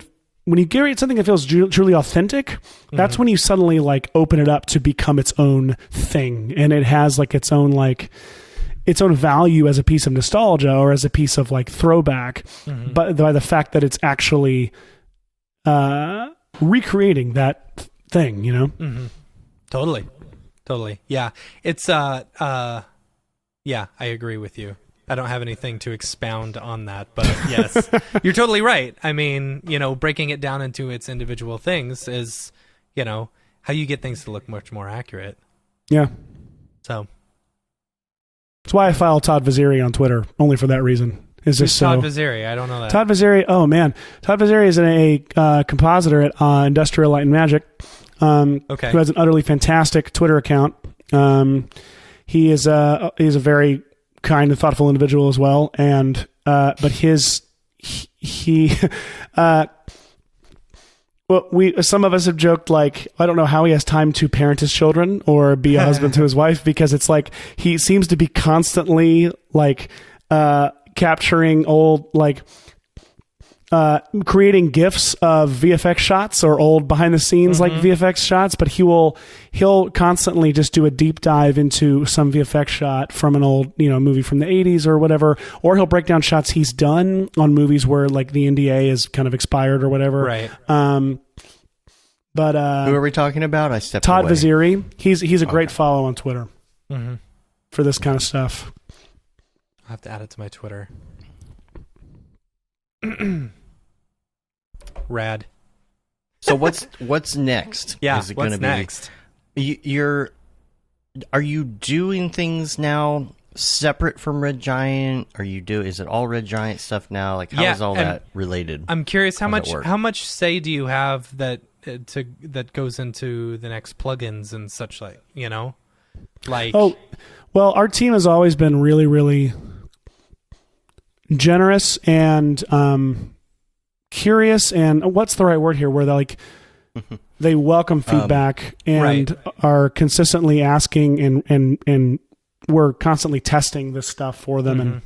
And I can't take credit for anything cool that you see in a plugin. I can take credit for either questioning it or playing with it for the first time and saying, this is perfect, don't change it, or it needs maybe this or maybe that. Constantly speaking into and giving feedback. But really my job is to like understand the products and like, I guess, you know what, my job is to like give feedback while the product's in development, make sure that like, and as much as I possibly can, and then to understand the product and what its core use is and its core applications are, and also see its potentials and possibilities, and then try to represent that in content as much as I can, whether that be tutorials or short films or ads or promos. You know, Daniel Hashimoto and I we're now part of the training team at Maxon. Really spectacular training team full of some really, really, really talented and skilled people that intimidate me with how much they know. And that includes Hashi too. If you haven't seen any of his tutorials and haven't had him on the show, you should 100% have him. He just did a really fantastic one. On the drones. We've gone back and forth about being on the show like 10 times. Yeah. Really? I got an email. I got to hit him up again and see. Yeah. Just bug him. He's busy, but bug him. He got to be on the show. He's so good. But how much of my work is like separate from Red Giant? What's great about this job is they've always seen the value in my career, like thriving in any way outside of the company. The more work I do, the more experience I have to be able to speak into the plugins and to be able to, you know, like, as long as I'm not going and working for competitors or anything like that. So I'm still actively directing commercials on the side, running my company Plot Devices, and developing. I mean, amidst all of this is like developing and pitching feature projects and TV projects, and none of which have been able to get off the ground yet, but doesn't stop me from trying. Right. You know? Exactly. Yeah. As it shouldn't. You'll have to tell Hashi to hit me up again. And you know who else I really, really, and he's super busy, I really want to talk to is Stu Maschwitz. You got to get Stu on. Stu's like, I know. Yeah.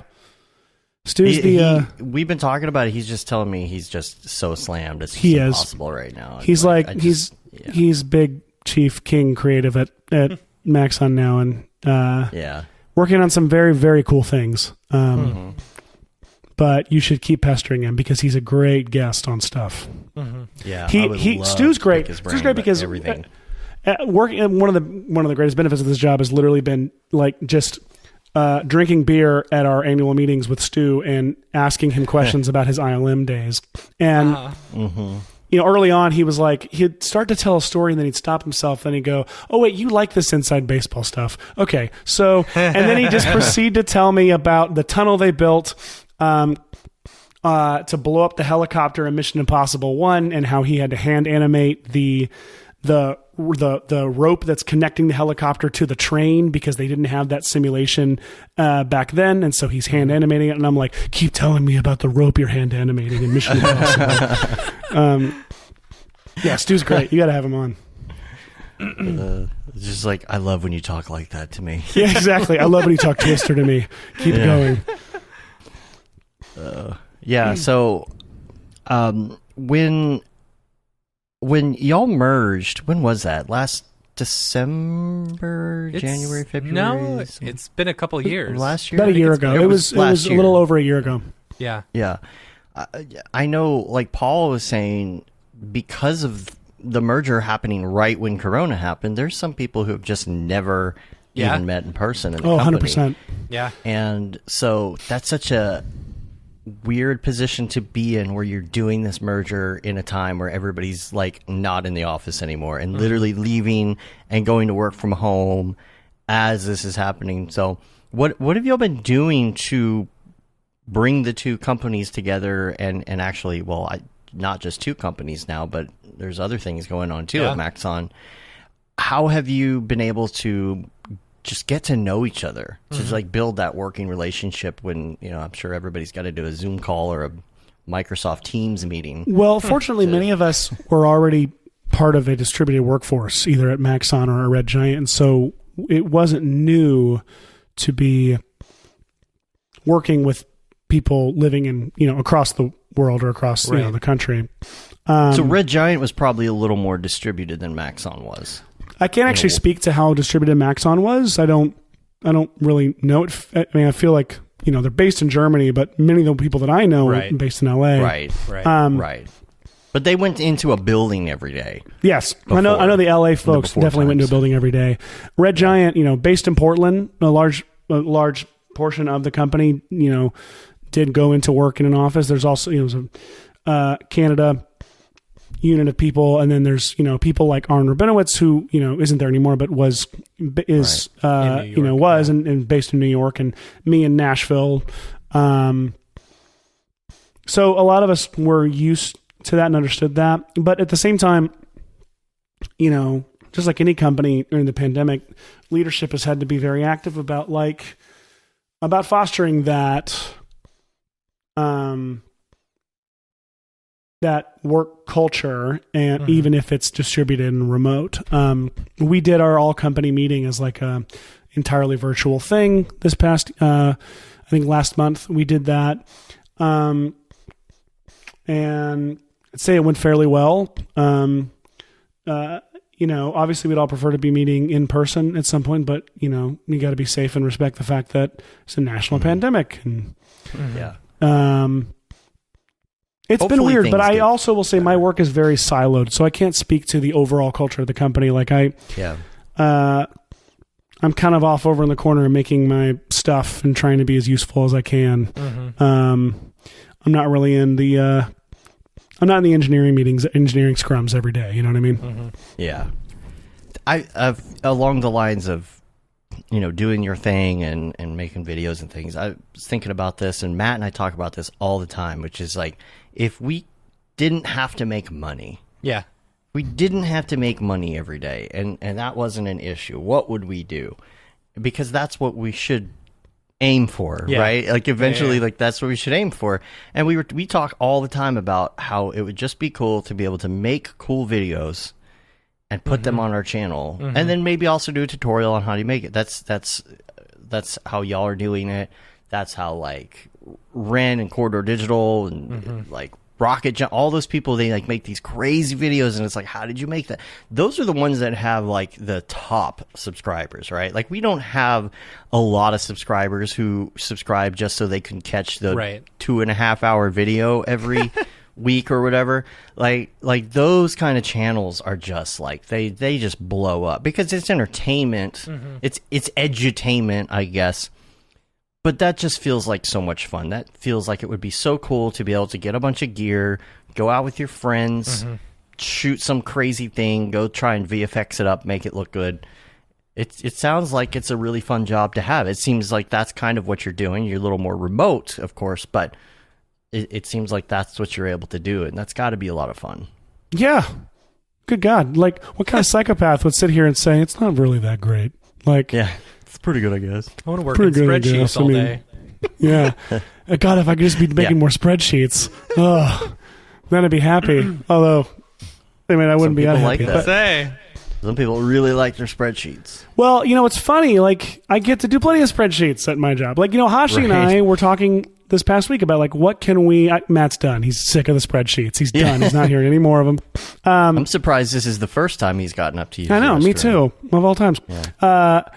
I have this elaborate Airtable that I made of upcoming films this year and key VFX shots from their trailers that we could do tutorials on. And it's like such a fun spreadsheet to scroll through to see all the GIFs animating of all these different shots and such. I just saw in the chat, Brian Bean, it's fun until Seth asks you to do Roto. Brian was one of the ones who saved me in the 11th hour on that last short. That's funny. But Yes, it's a very fun job. I'm very, very lucky. So, and I'll be fired tomorrow now that I've said all of these things. Right. Now that Matt's gone, I don't know what to do with myself. I don't know how to function, but we'll wait for him to come back to do the drop. But we could. Oh, here he is. We could get started with Mograph recommends, and we could talk about some of your favorites because I feel like you. Oh man, I'm excited to hear this. Some influences here. I worry my list is going to be standard white guy fare, like standard like. But yeah, let's do it. I'm excited. Yeah, favorite TV show: Breaking Bad or The Wire. Breaking Bad or The Wire. And favorite music, Coldplay. Right. And, oh, God. Or Nickelback. And, Nickelback or Imagine Dragons. Dave Matthews Band. Yeah. Oh, there you go. Yeah. That's good. That's good, yeah. Is this all true? Yes, this is all true. Yeah. Except the Dave Matthews Band doesn't rock. All right, let's start with your favorite movie. And it can be of all time or recent on any of these.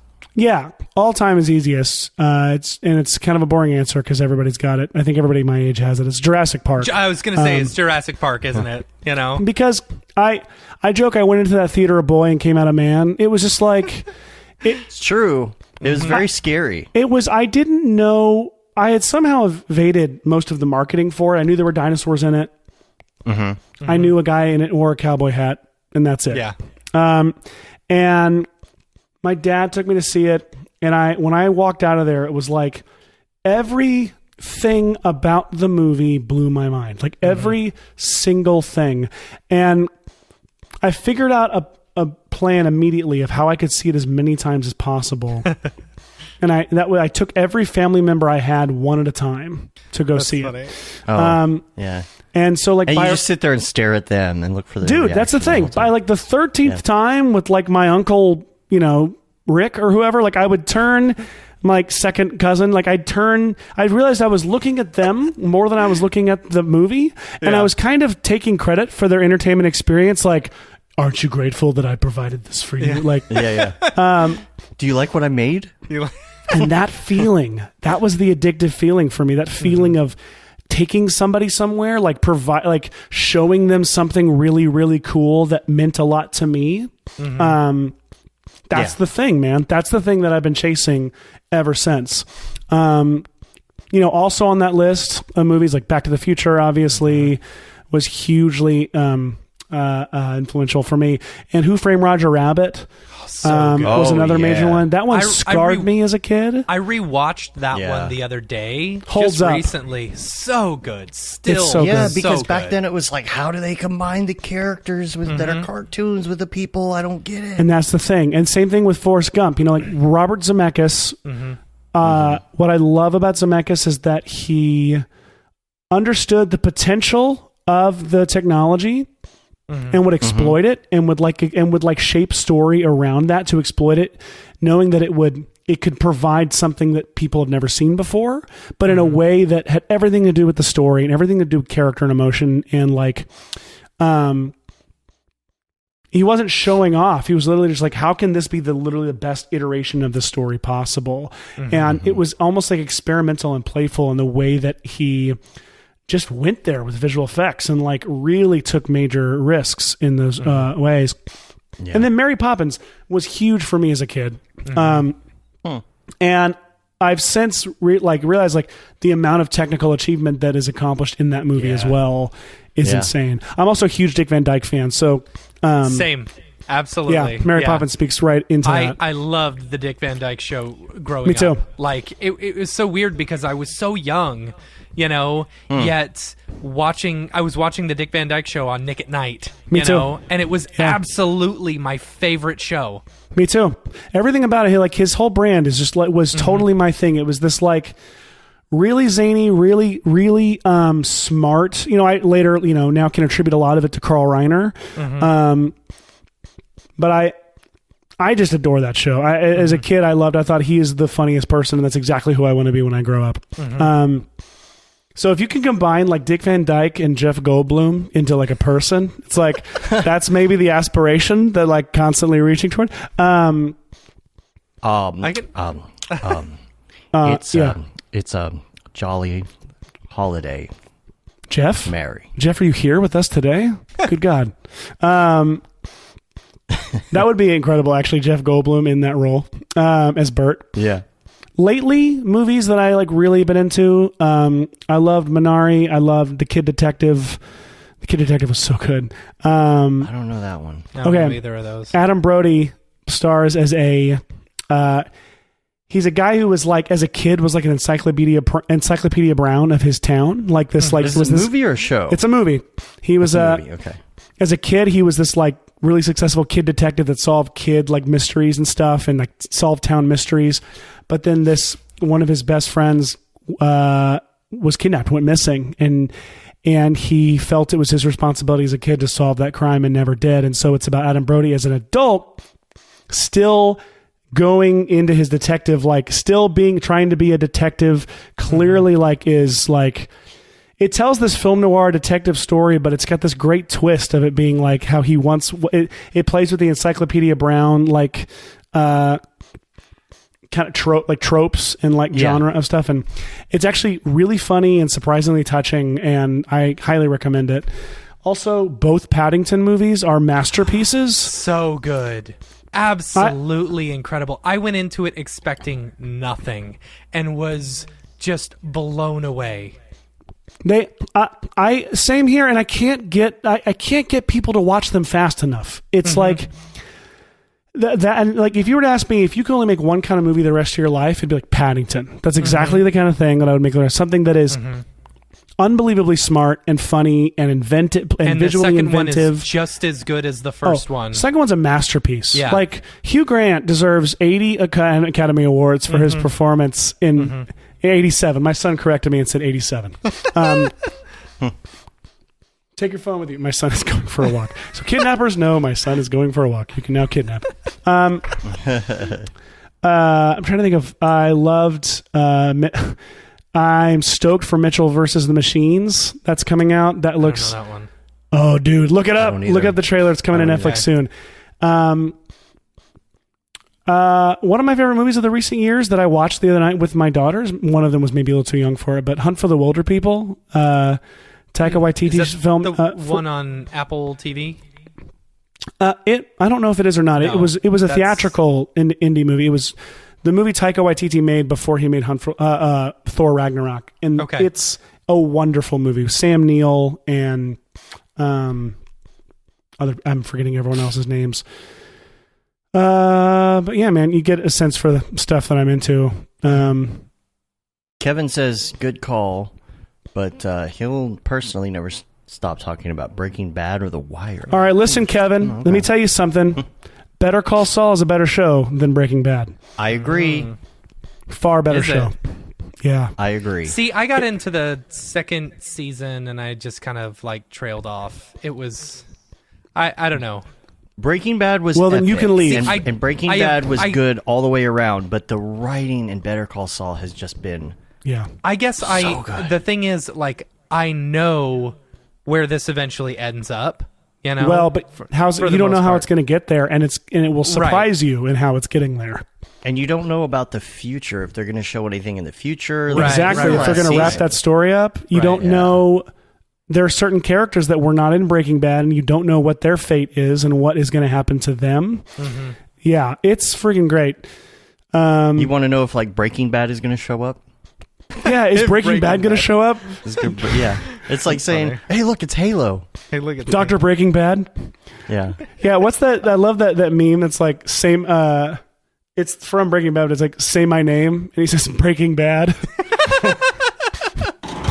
Hi, my name is Sashia Dumont. I'm a writer, actor, and filmmaker. Hi, my name is Paul Robinson. I'm a director, DP, and filmmaker. We are the creators and hosts of the Go Gorilla Filmcast, an online source for all things indie film. We are a husband and wife film team and co-owners of Send 3 Productions, and we started this podcast for filmmakers like ourselves who were producing on micro budgets with skeleton crews. Go Gorilla is a weekly podcast that features various talents in TV, film, and web series productions.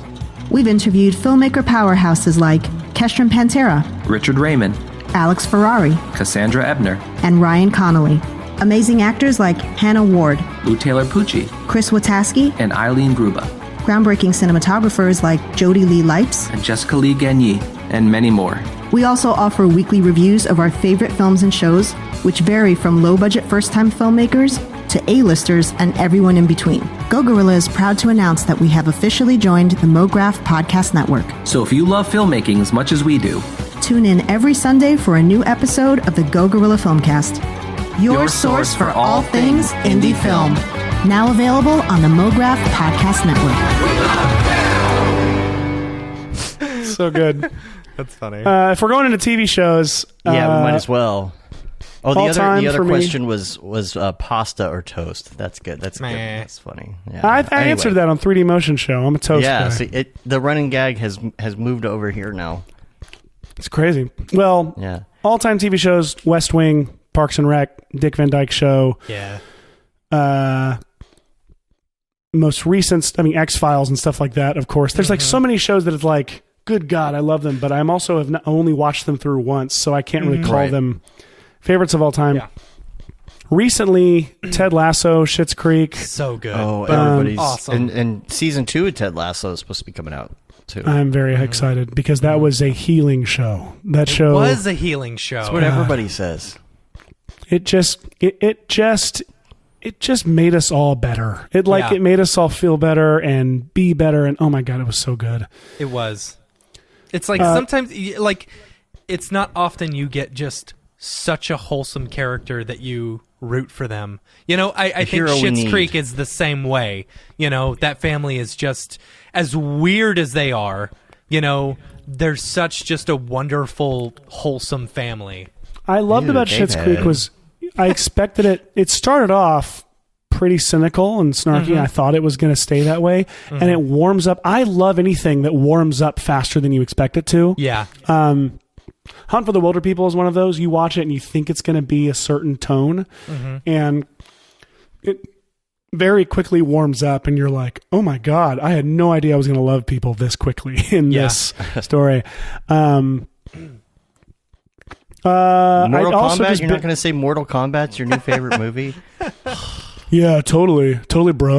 Dude, I caught like 10 minutes of it, and I was like, this is an awful storyline. I'm not a Mortal Kombat guy. I wasn't allowed So to play video cliche. games growing up until I was an adult. Yeah. So all my favorite video games are like Portal 2 and Half-Life and stuff that Yeah. like I played as an adult.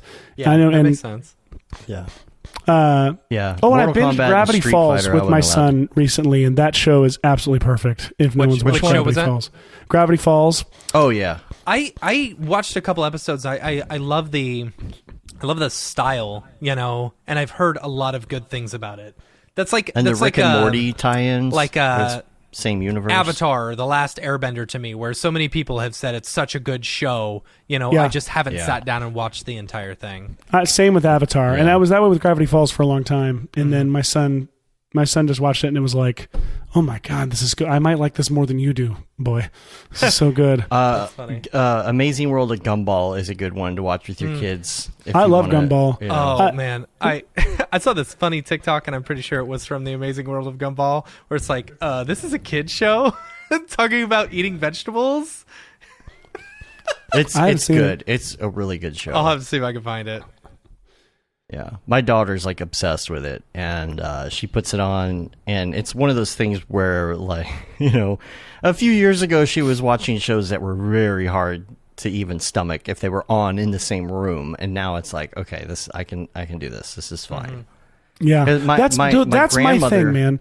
That's like people ask me like what I feel like whether I want to make or I just want to exist. I'm so tired of having to wait until 11:93 p.m. to watch anything that I want to actually watch. That's actually really Right. good once my kids are asleep. Like Right. I love And like then by then you're Paddington so is a great example. exhausted.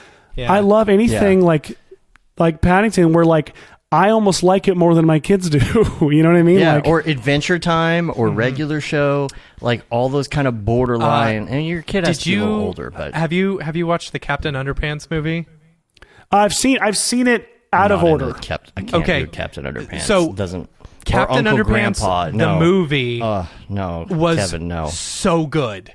Like I went into it expecting nothing, and I was so pleasantly surprised. It was an excellent movie. And then on top of it, the Captain Underpants TV show that's on Netflix is fantastic. I've actually heard that. They play so much on the viewer and like the filmmaker aspect of it. It's so funny. Like, they break the fourth wall all the time, and it's hilarious to me. There was this one episode where they're gonna do this big fight between Captain Underpants and some other thing, and they're like, and now the totally expensive, overpriced, blah blah blah, stop action claymation scene, and it starts going into it, and they're like, as they go along, they're like, oh no, we've got to hurry up and finish this because we're losing budget, and then the characters start getting less and less interesting or less and less detailed. That's it is great. Hilarious. It's so funny. I definitely recommend it, and if you've got That's like boys, Nicktoons level stuff. they'll enjoy it.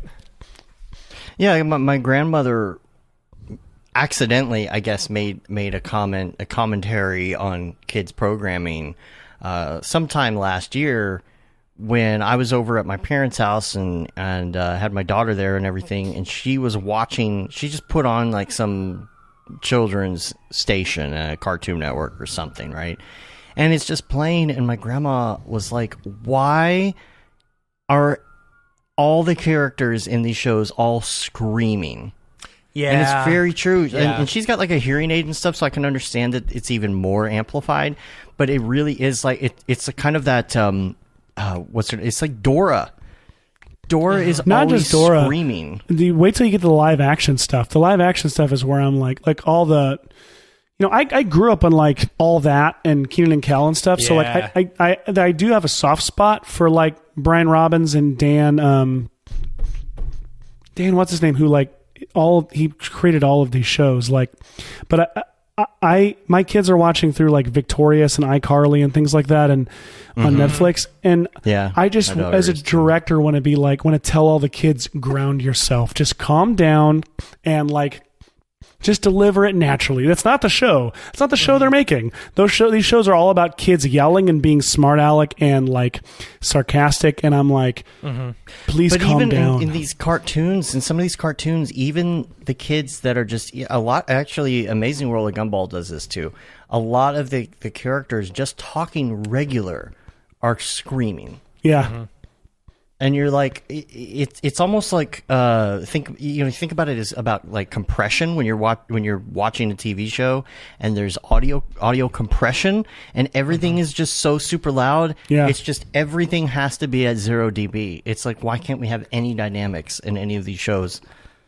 I don't know. If you're just tuning in, welcome to the Old Man Hour. Where my oldest kid, Old Man yells at cloud. My oldest kid loves Dude Perfect, watch my it son on too. YouTube all the time, right? But if you've ever seen the Dude Perfect TV show on Nickelodeon, they don't scream and yell and get excited. He doesn't like that as much. But me, personally, I love the Dude Perfect show on Nickelodeon. I mean, I like both of them, but I feel like the show was much more put together. YouTube videos with YouTubers, they are all yelling, and the hey guys, the candor is completely just off the charts the entire time. Where you're like 20 minutes of somebody who never comes down a peg at all. Right? It's like, dude, just like chill for at least a second. Give us some dips, give us some ups and downs in this narrative a little bit, or else it's just like you end up turning off the video. Yeah, 100%. Anyway. All right, music. The Old Man Hour. Favorite music. Music. Speaking of Old Man Hour, look, you guys followed me. Like, you guys followed Mixmaster Mike with me. Like, I still can't get over that. Beastie Boys, huge. I'm just gonna like name a bunch. It's all over the place, man. My taste is really weird. I don't know why the chat's not working, but Alt J. I'm still reading it, I promise. Alt J, Bleachers, Churches, Pixies, Arcade Fire, David Bowie, David Byrne, Gary Newman, Beastie Boys, M83, Metavari, my friend Make 'Em Vanity Set, who scored my last short, electronic stuff like Mitch Murder, Phoenix, it's kind of that alternative electronic, little bit of 80s synth stuff in there as well. Pretty predictable once you feed that into the algorithm, what gets fed back to me. But also a lot. The problem is I confuse the algorithm because I'm also, for years, only listened to film score. Yeah. Because it got to college and it was like Coldplay, Wilco, all of these Radiohead, all of every band that you get into when you're in college at our age. And when after several years, I just got tired of the pretense of music, which is a pretentious thing to say in itself. But I would just listen to film scores because I became obsessed with all I wanted to do was make movies and imitate movies or recreate movies or whatever. So I would just listen to film scores, and that still is a huge part of what I listen to. I think, it's like you list that stuff. It's like John Williams, Alan Silvestri, John Carpenter, like all that obvious stuff. But I think some of the most exciting composers right now working are Emile Mosseri. I've never said his name out loud, so I probably mispronounced it, but he did Last Blank Man in San Francisco. He did Homecoming Season 2. He did Minari. One of the most interesting composers working right now. Daniel Pemberton is one of them. Good God. Spider-Verse alone is like one of the greatest scores ever. His Steve Jobs score that he did is, I think, one of the best scores in recent years.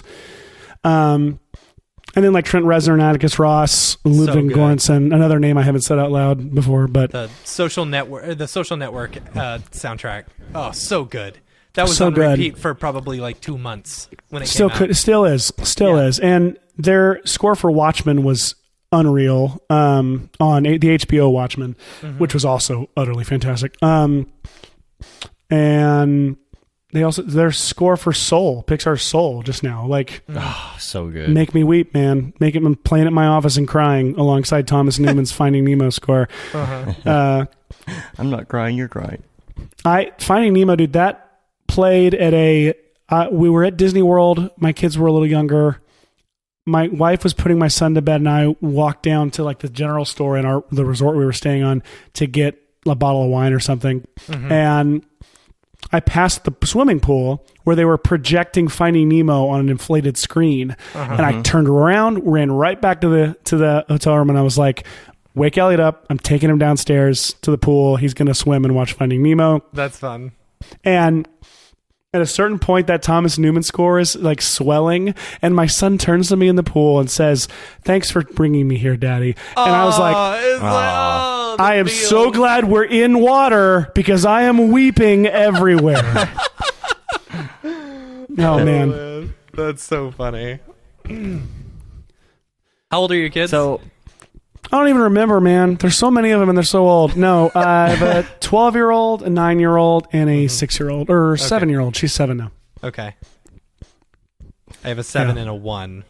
So that's man. Fun. 7's a fun age. Yeah, no, it's not. I think it's better. Yeah, I hope so. Boy or girl for boy. 7? Both of them are so boy. I am told that boys are insane when they're younger, and then they even out, and then That's what I've heard your too. girls are perfect when they're younger, and then they'll turn on you right when you're around the same age. Yeah. So yeah, can't wait. Yep. What else do we have on the list? Your plugin. Yes. And render engines don't count. I'm very interested to know this one.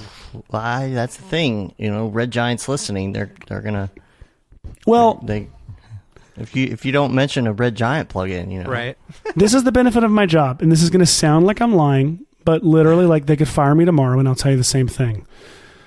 SuperComp completely changed my workflow, and completely made my work as a compositor. It changed everything. It's just one of the my go-to useful plugins for VFX. Trapcode, however, is the thing that got me noticed by Red Giant, got me my job. And it's also, Trapcode is building something in Trapcode is a lot it's like piloting the Enterprise. If you can do it, you feel like you are a scientist. And, with any really, robust plugin or program. But yeah, man, I gotta say Super Comp because that's the one that really just like changed everything for me. And Red Giant's got the little eyeballs in the chat. I know the chat's Red not working on the screen for some reason. I would love to in see YouTube. Super Comp become its own program. You know, Yeah, like I would too. for me, ideal world. I'm a big dreamer. I'm a big thinker. Right. I'm an idea man. I'm a people person. In my Maxon ideal world, I would love to see Super Comp become its own program and be able to, or like even built into cinema and be able to use all the Maxon stuff together, or the Maxon Red Giant stuff together in one universe. You know, that's my ideal world. That sounds awesome. And have all the Red Giant stuff in one universe. Right. A Red Giant universe. Right. It would be awesome. And here's Yeah. the thing. I'll tell you right now, I know so little that I can literally sit here and tell you that would be awesome without having to sound like I'm like covering anything up. Right. We could be building it, and I don't know. But we may not be building it. I literally actually have no idea if we are. But what you just described sounds very cool. No, I have probably always already are. I have always felt, and you know, EJ likes to make the joke that jumping into After Effects is like going to the rest stop toilet where you try and get in and get out as fast as you can. Oh, you know, and I don't totally agree with that, but yeah. There goes our chat. Chat's working now. There we go. I feel like, I don't know, like After Effects it's a great container, but then it's also not a great container. You know, I think that's all that After Effects is. It's a container. Yeah. That's what it's become, at least. A container for everyone else's the operating plugins. system. Right, exactly. You know, yes, they have their own stuff, their own effects, but it has basically become a container to where everyone else can make plugins for it. Right. And, you know, what it's happens like, when everybody makes stuff for Windows is that everybody stays on Windows. And then it's like, oh, well, you could do this in Linux. I could. Why would... See, my thought is, with SuperComp specifically, why would you want to rely on a container that can be broken, you know, or that can break your own software when you could just create the software yourself in an external program and then it not be broken? You know, you control whether it's broken or not. The thing is, there's an ecosystem around After Effects. Mm-hmm. That's why people aren't like, oh, what is it called? Cavalry. Cavalry. Everybody's like, oh my gosh, it's going to be the After Effects killer. Well, where is it now? Yeah. Oh, everybody's going to get into Nuke, or everybody's going to get into whatever. And then it doesn't happen. Why is that? There's also something very fun, though, like personally, about now that I know I'm using SuperComp, I'm doing less compositing in my, like, in just the building construction of the comp itself. Mm-hmm. And like in the animation. Before, you know, it was like I was doing a little bit of compositing here and there as I was animating, or as I was, doing layout even. Like, but now that I know of SuperComp, it's like I know exactly the work. It's even weirdly a more linear workflow in my head. I'm like doing layout and doing animation. Mm-hmm. I'm pre-comping just the right things in just the right way. And everything looks really bad for a long time. Mm-hmm. And it's the same reason that like the way color grading and color correction has for a period of time, it became really subdued and flat. That was like the style for a little while. Yeah. It was the worst like that. period of time. No one knew how to color correct correctly. And it was always, it was just log. It was, hey, look, and you'd see breakdowns where colorists would be like, here you can see I enhanced the greens and the oranges and this to enhance, and it would be like nothing. It's like less contrast somehow from the log, like from the flat, like, and if you can't fix it, feature it. Right. And the biggest reason, the problem with that is you work so hard on something, you need it to suddenly come alive again at the 11th hour of the project. You need it to, like, something like color grading or something. The mix does this too, but something to just make it brand new again for your eyes have been staring at it for all this time, so you can be pumped to release it to the world and to feel like it's done. And Super Comp really allows that, because you're like, I do the whole comp, and then I'm like, time to run it through Super Comp, and I set it all up, and suddenly it's looked bad for 98% of the process, and now suddenly it looks like $1 million. Yeah. All of a sudden, and I kind of like that process. And so, like, having it in After Effects, this is me speaking of Seth Worley, not at all as Red Giant or Maxon. Seth Worley's opinions do not necessarily reflect again, those of Maxon or Red exactly. Giant. This goes back to that deck to deck, that broken deck. Oh, what? Sorry. Sorry, I'm just doing fine print commentary. Oh, good. Sorry, just important. Someone needs just to a little for me. CYA for you, so you're all good. You keep your job. This goes back to the deck to deck SVHS. Broken. Thing is like, there's something really satisfying about using something that may not be 100% reliable. In this case, talking about After Effects, not Super Comp, but like, there's something about making it work for you, and like that is really satisfying. For, I guess, sadists like me who hate themselves, maybe? I don't know. I was just thinking the exact same thing. I don't know if I think I typed up a tweet, but I never actually sent it. I do that a lot. And I said, I swear motion designers are masochists. They just love using programs that just crash on them every single day, and they love it for some reason. That's why we all moved back to Windows, right? Right. Yeah. Oh, God. That got dark. You're right. Yeah. Yeah. Anyway, what were we talking about? I don't Which remember. one? Well, that was my plug-in. Dave, right? Super Comp. Okay. Super Comp, every time I see one of you guys working in Super Comp, all I want to do is work in Super Comp all the time. Yeah. Y'all make it look so easy, but I just haven't had the time to sit down with it. Anytime someone says, what's a great Red Giant plugin? Super Comp is always my answer, even though I have never actually been in it. That's funny. I like how Red Giant and Maxon both put the eyeballs looking in the chat. That's funny. They're watching me. They're It's probably the reminding me I have to be same very person careful. just logging It's in. probably under is the the same same one. person. It's all Kevin. Yeah, it's all Kevin. Kevin's just Kevin's hopping all the way on down. from account to account. It's actually not the same person, from what I understand. Yeah, it's not. I don't It's think it not. is. Yeah.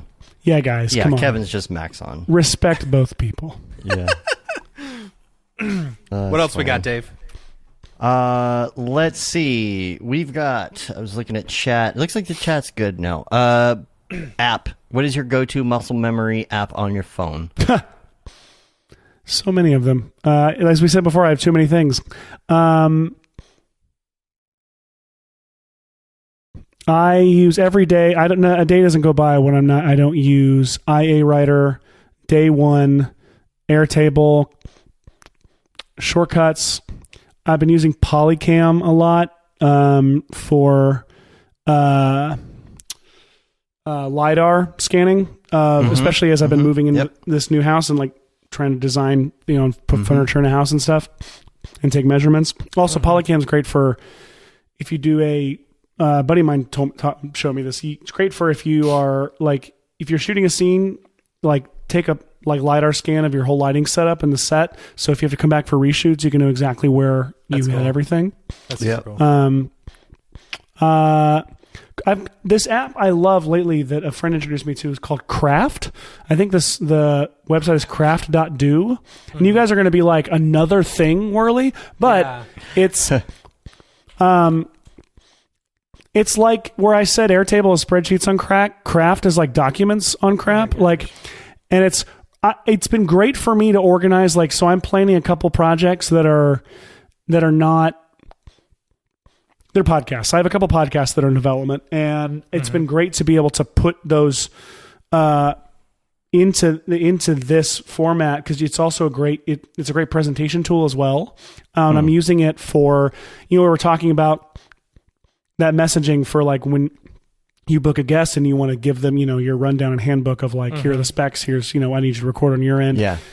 I have one link I send them to this document, and it's like a Q&A almost. And there's like modular of like where basically it's like the big questions are on top. And then it's like, if you want to know more about the podcast, like here's some information down here. It's really great for organizing ideas, like early raw thoughts of ideas, and also getting them in a presentable format. So I've really liked using that. It looks like it has kind of a Notion feel as well. Definitely. I think definitely. Yeah, in fact, this person on Twitter said, just installed Craft Docs app to look at a doc. And wow, this is slick, fast, native on Mac. Sorry, Notion.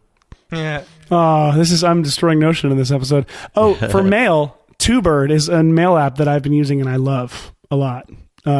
Really clean. It feels like Slack. It's really that aesthetically pleasing, superficiality of me. Right. But it's cool. I like it. What about video games? So I haven't gotten super into something recently. Dumb app that I've loved recently, though, playing Bomb Squad Academy. Okay. All right. You're just snipping wires and tripping circuits, and it's really fun. The last game that I got really into... Oh, they just announced Oxenfree 2. I really liked the first Oxenfree. I'm a big fan of like these... As in Ollie Ollie? As in Ollie Ollie, yeah. It's a narrative kind of RPG puzzly kind of game. Those are my kind of thing. I love... my favorite game of all time is Portal 2. Because I love any way you can turn a puzzle game into a narrative, and that one also works in like character so well. Yeah. That game's still perfect in my eyes. But what did I'm always late to games. I'm not, again, I grew up, I wasn't allowed to have video games, so I'm always like defining things 2 years after they're big. So like I just recently played Uncharted, A Thief's End, and it was like, this is the coolest game I've ever played. I freaking love this. But I'm also a filmmaker, so I get really into really cinematic games. Yeah. Like Halo 3 blew my mind when it first came out. I remember I bought an Xbox just to play Halo 3 because I was like, this is a freaking movie. I bought an Xbox just to play Halo 5. Yeah? Yeah. Nice. I bought a new Xbox just to play the new version of Halo that has slightly better graphics. Right. Nice. And I was on the last version of the Xbox, which has those better graphics, so I bought an Xbox. And I don't know why. difference. Nice. Yeah. Excellent. Yeah. You're going to have to play. Do you have Halo 5? I don't. I didn't even know there was a Halo 5. Yeah. Man. It's like 5 or 6 years old at this point. I thought it moved into the spin-off stuff where it was like Halo prequel Reach stuff and Halo. Yeah. That was temporary. This is the best one by far. All the things you can do. You can run now. You can. Is it still Master clamber Chief? And climb and all that. Oh yeah. Yeah. Wow. Yeah, Halo's in there. Halo's in there? Yeah. Halo's Halo. in there. Good. Yeah, you got to get on there with this, man. You got to play some Halo 5. It's fun. Now that's all I want to do. It's definitely the best version. Last question, and I know Matt, I think, do you have to go? Do you have a hard out? I do. I got to pick up my kid at 2:50. I have to leave the house at 2:50, so we've still got some time. All right. Because we got to get to the drop. Yeah. But the last question is life hack, and Mitch Myers says you turn the toaster on its side for some bomb-ass grilled cheese. That's great. I love that one. Yeah. So what would you say? And this doesn't have to be like life hack-ish, like in the toaster kind of way. It could be about productivity or anything really. Trying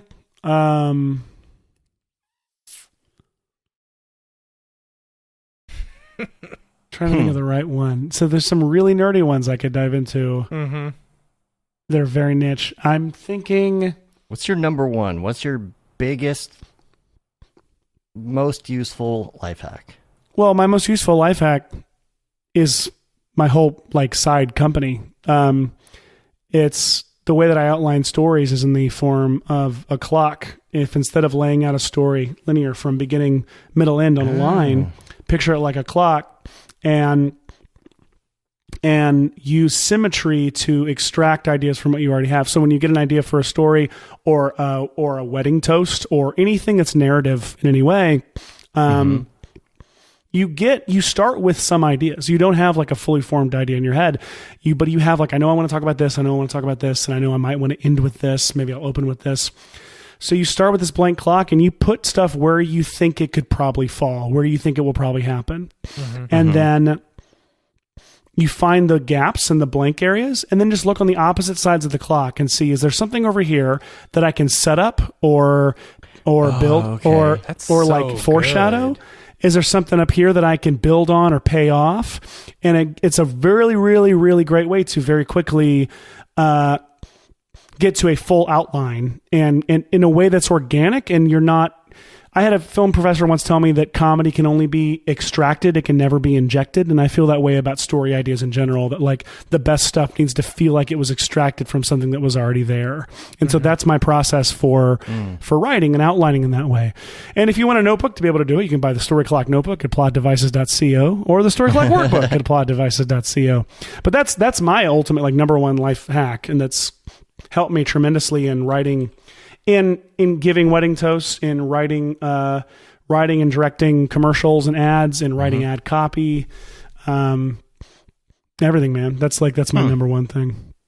All right, I'm gonna have to do that. That's next great. time I write something. I really like that. Yeah. I really like Thanks. that. I like that a lot. Thanks. Cool. Guys, this was so freaking fun. Thank you for having me. Yeah. Now we got to do the drop. We got to do the drop. We'll make it quick. Let's do it. Yeah. You ready? Let's do it. Let's go. Drop. Is this the fucking mic? This is exactly what I should be doing. What's up, and welcome to this week's episode of The Drop, your weekly source for all things NFT and crypto art, as well as upcoming drops by notable people in the Mograph industry. Joining us today is Mr. Seth Worley. Thanks for joining us. Let's jump into this. It's a pretty cool. Let's do it. It's a good week. Let me see. I would just like to add, if you haven't heard about it, to check us out for the live episode of The Drop this Thursday with Correct. David Ariev and Luis Miranda and special guest collector Peter. I hope I know how to say his last name correctly, but Peter Costi. I think it's Costi. Mm-hmm. But Sure, Peter Costi. we'll go with that. So Thursday. Yeah, awesome. We'll go with that. Okay, so notable drops, and a reminder for everyone, if you're doing a drop, feel free to send us in. It's info@mograph.com. Yeah. We will post them for listener drops. Let's see. First up, on the big places, Nifty and Maker's Place, 426, we've got Ruben Wu. Rubian Wu. I don't know. I saw this one. I thought it was really cool. It was, I don't know if he's actually, or if they're actually light painting or whether, and that's photography, but it feels like some of those classic, like Beeple, Stuzor, glowing sphere type stuff. I thought it was pretty cool. Mm-hmm. Next up, we've got Max Wayne and Nate Hill.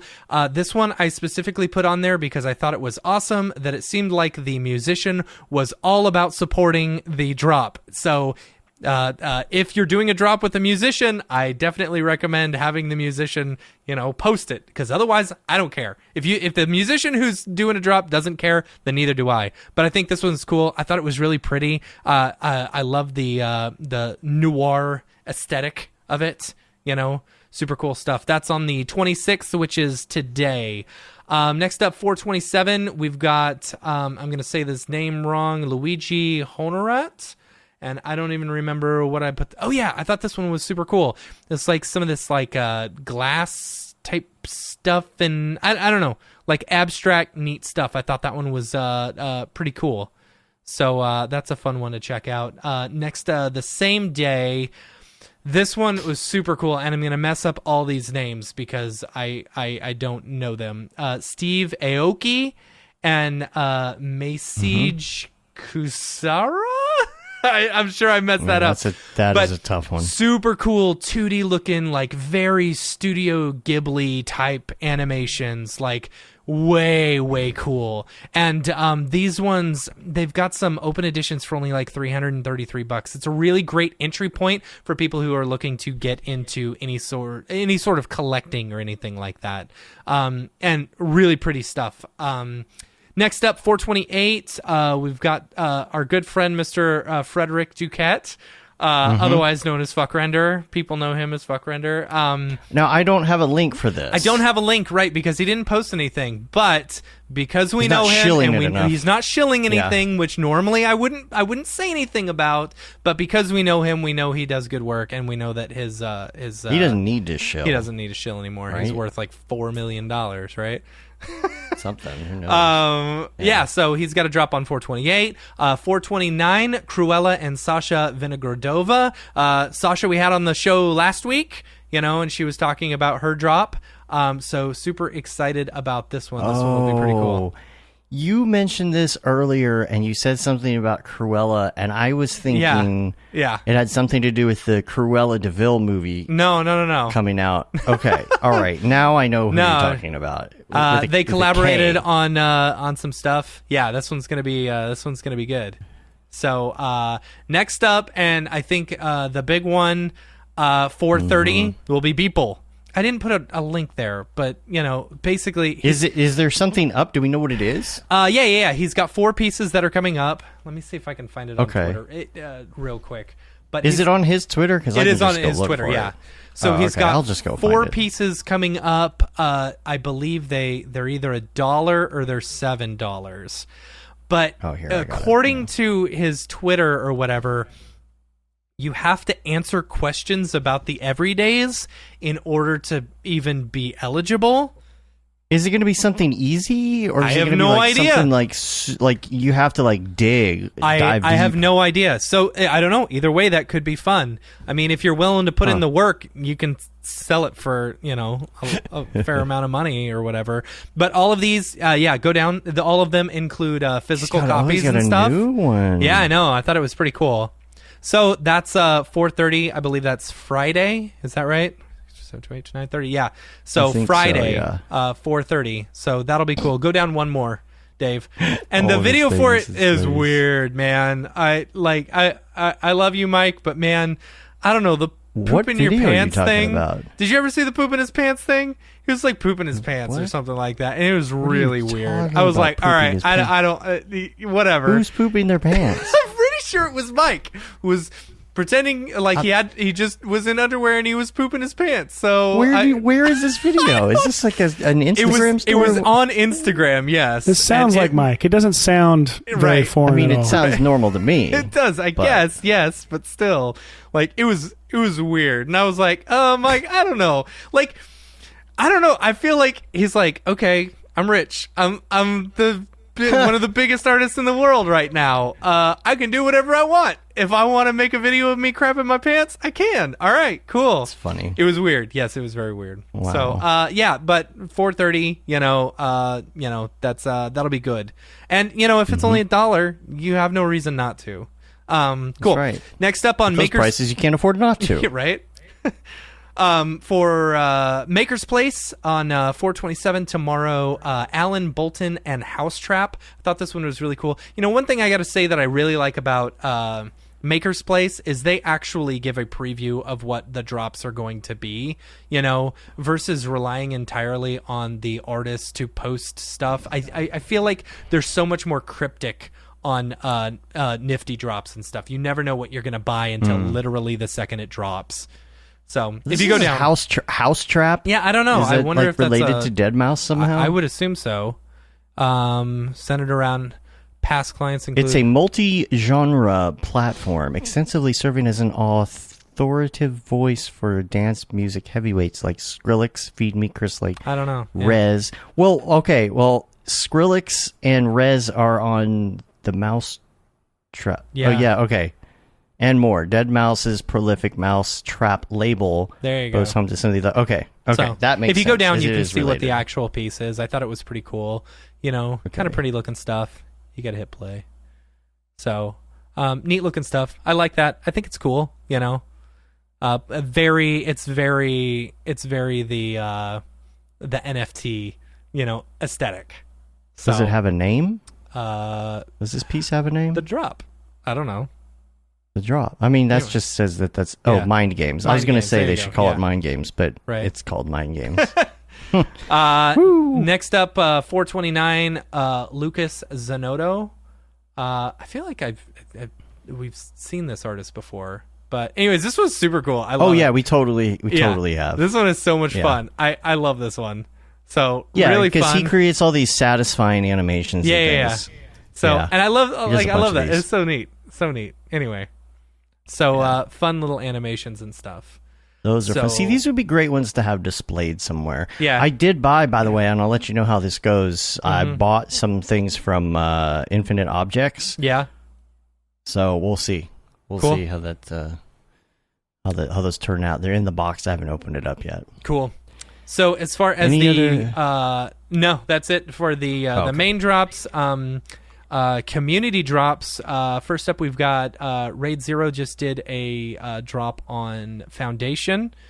Super cool stuff. We love ourselves some Phil, some Raid Zero. Yeah, some Village. Next up, we got Sakani Solomon. Literally just dropped this like maybe a few hours ago. Announced this, on Twitter. So this is a drop on Super Rare.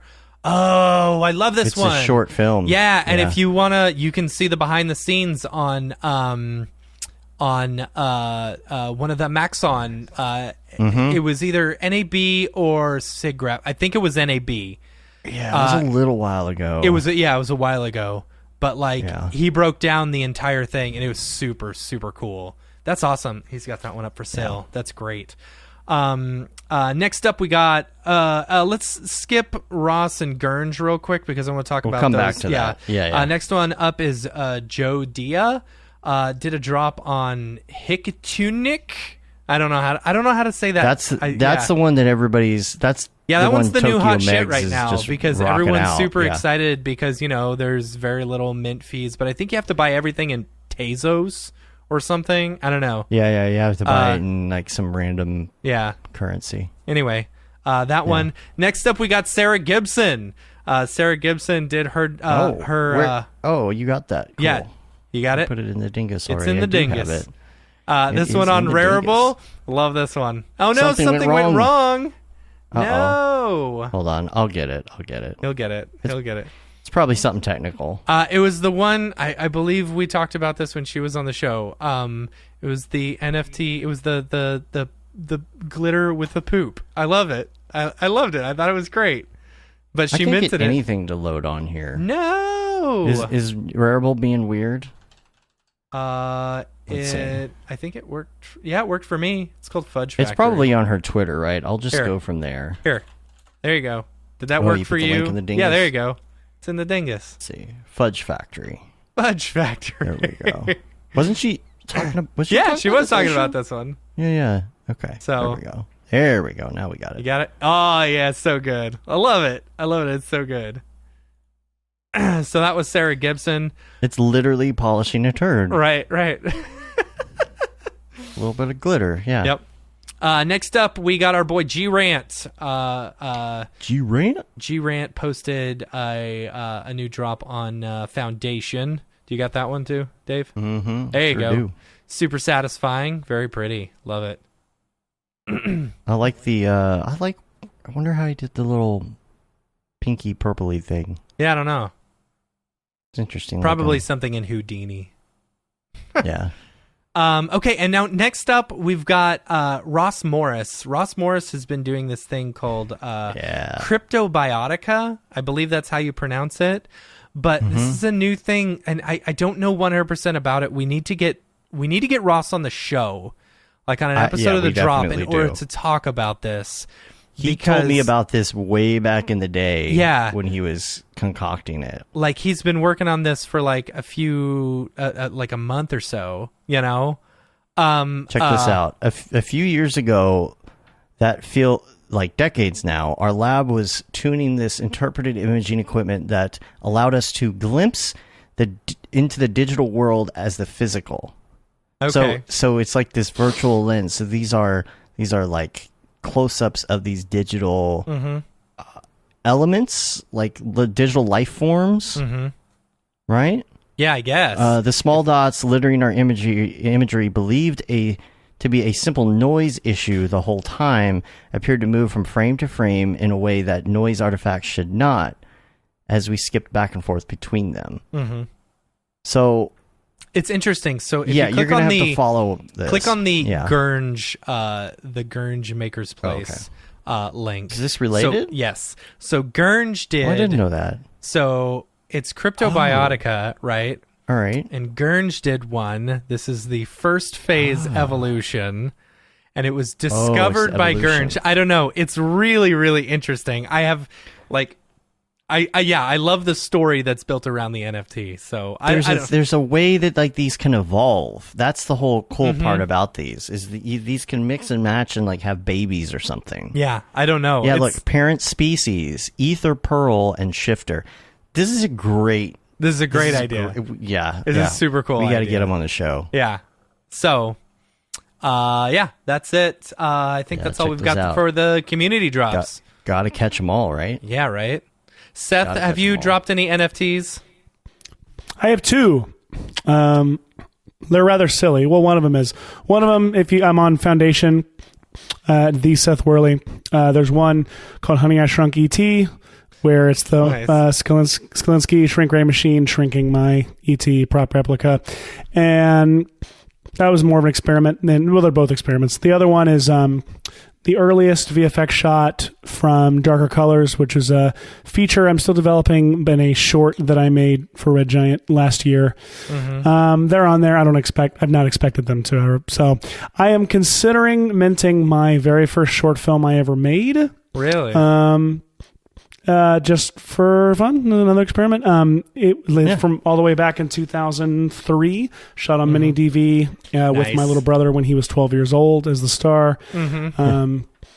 But if that goes up, then you can find it there at my Foundation profile. That's cool. Cool. Very cool. Uh-oh. Oh, he's back. Oh, look who it is. Oh. Hello, Dorpy. How's it going? It's good. We meet again. Yeah, sorry I'm late. I was buying some Dogecoin. Of course. People say that crypto's crashing, but I say they're just crying wolf.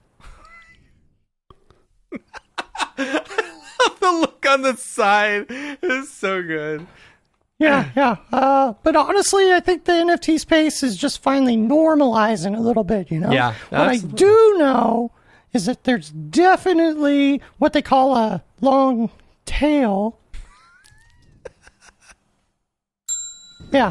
So this industry will keep going strong. You know, I'm not an economist, though. I just have my master's in barchaeology. Barky. Anyway, yeah, it was good to see you. I gotta go. Really, really busy doing these NFTs, and I have to finish up a rather large FTP file transfer on Fetch. Bye. Bye. The mouth open for the Freaking Dorpy, man. Oh, it's Yep. so good. Yeah. Came for the Mograph, stay Kevin, for the Dorpy. come for the Mograph, stay for the Dorpy. Dorpy, check out his other stuff on TikTok. Yeah. It's good stuff. Follow us on mograph.com. Yeah. Anything else NFT wise? Just make sure to, if you've got a drop coming up, hit us up at info@mograph.com. Also, make sure to check out the special on Thursday. We're going to be going over like collecting and what it means to be a collector and stuff like that. I think it'll be really interesting talking about that currently because, you know, with the NFT market kind of slowing down a bit, you know, I feel like I do believe it's normalizing. This is the thing that I've been saying for months now, is that there's the big rush and then it's going to become a normal part of every day, you know, and that'll eventually be what it is. That'll be it. You know? Yeah. That'll be Absolutely. So anyway, cool. Let's All right. let's get out of Let's here. get out of here. That's it for the drop. Is this the fucking mic drop? This is exactly what I should be doing. See, Seth, All you right. were supposed to be singing during that time. What happened The there? drop, it's happening. There you go. You dropped the ball on that one. Oh, there it I is. deserved that for not. There it is. Yeah. That's it. That's Yeah. all we got for today. I Seth, think that thank was you so much pretty good for, short show for Guys, thank you for having me. This for was so coming and fun. hanging out. Happy birthday, man. Thanks. We really Yeah. appreciate you coming on the show and spending 3 hours of your time with us on your birthday. Thank you for giving me something to do. This was a blast. That's for real. good. That's good. I totally dig your work. I think the stuff that you're doing is fantastic. You know, guys too. I can't Thank you. wait to see. I Appreciate can't wait to see what the future holds for you. You know, I'll be man. able to say I knew Seth Worley. I knew that guy. You know, And maybe we can hang out in person eventually. yeah. Good totally. God. Yeah. Is that Come to the thing? Come to Camp I'd love Mograph. that. Yeah, Come to Yeah. Camp Mograph. I'd love that. Yeah. I've always thought that thing sounded like a blast, by the way. Yeah. So, I know. I'm pretty Yeah. sure Red Giant purchased a couple tickets, so you should be in there and be like, Yeah. "Hey, give me that ticket. Give me that Yeah, ticket." there you go. So, True. Cool. We're going to get out of here. You can rate us on iTunes, leave a review. You can also subscribe on your podcatcher of choice. Helped get our ratings up. I haven't gone and looked at reviews in a while. I don't know if anybody's I written haven't. anything on iTunes or whatever, but you can also yeah, give us a subscribe to our review. newsletter. I don't know if it's there or not. Only if it's good. Yeah. And the newsletter goes out every once in a while. I try to do it like monthly and things, just so you can get an update on what we've been up to, what we've been doing, which you may have missed. There's always an article or an event here or there. We don't expect you all to be completely obsessive about us, but Right. the newsletter will help you find out the stuff you missed. So subscribe to that. You can also say you've been there, done that, got the t-shirt with the Mograph logo tee, the Paul Babb Feel the Babb Classic 2020 shirt. All the profits from that go to Doctors Without Borders. Render Things t-shirt, hoodie, and long sleeve tee. That render is fire t-shirt, which you're only allowed to wear ironically. Unless you're shams. Unless you're shams. Yeah. And the Mograph Blandishment Retro Throwback shirt. And that's about it. We're on Facebook, Twitter, Instagram, YouTube, Mograph.com. And Seth, if people want to find you, you've got SethWorley.com. What about like Insta and all that? What are you? Insta, I'm the Seth Worley, and on Twitter, I'm Awakeland3D.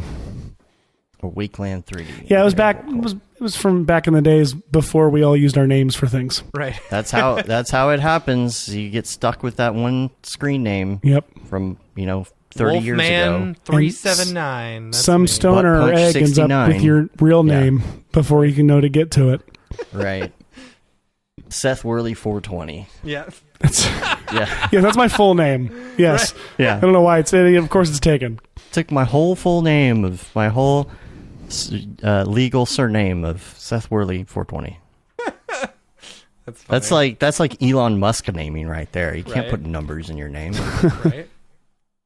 All right. Awesome. Well, that's it. Yep. That's it. Thanks a lot again, and I'm sure we'll be seeing you around the interwebs and maybe on some Maxon streams and things like that. So Yeah, man. Totally. cool. All right, we're gonna get out of here. Until next time, I'm Dave. And I'm Matt. I'm not. Have a good one. Later, yo.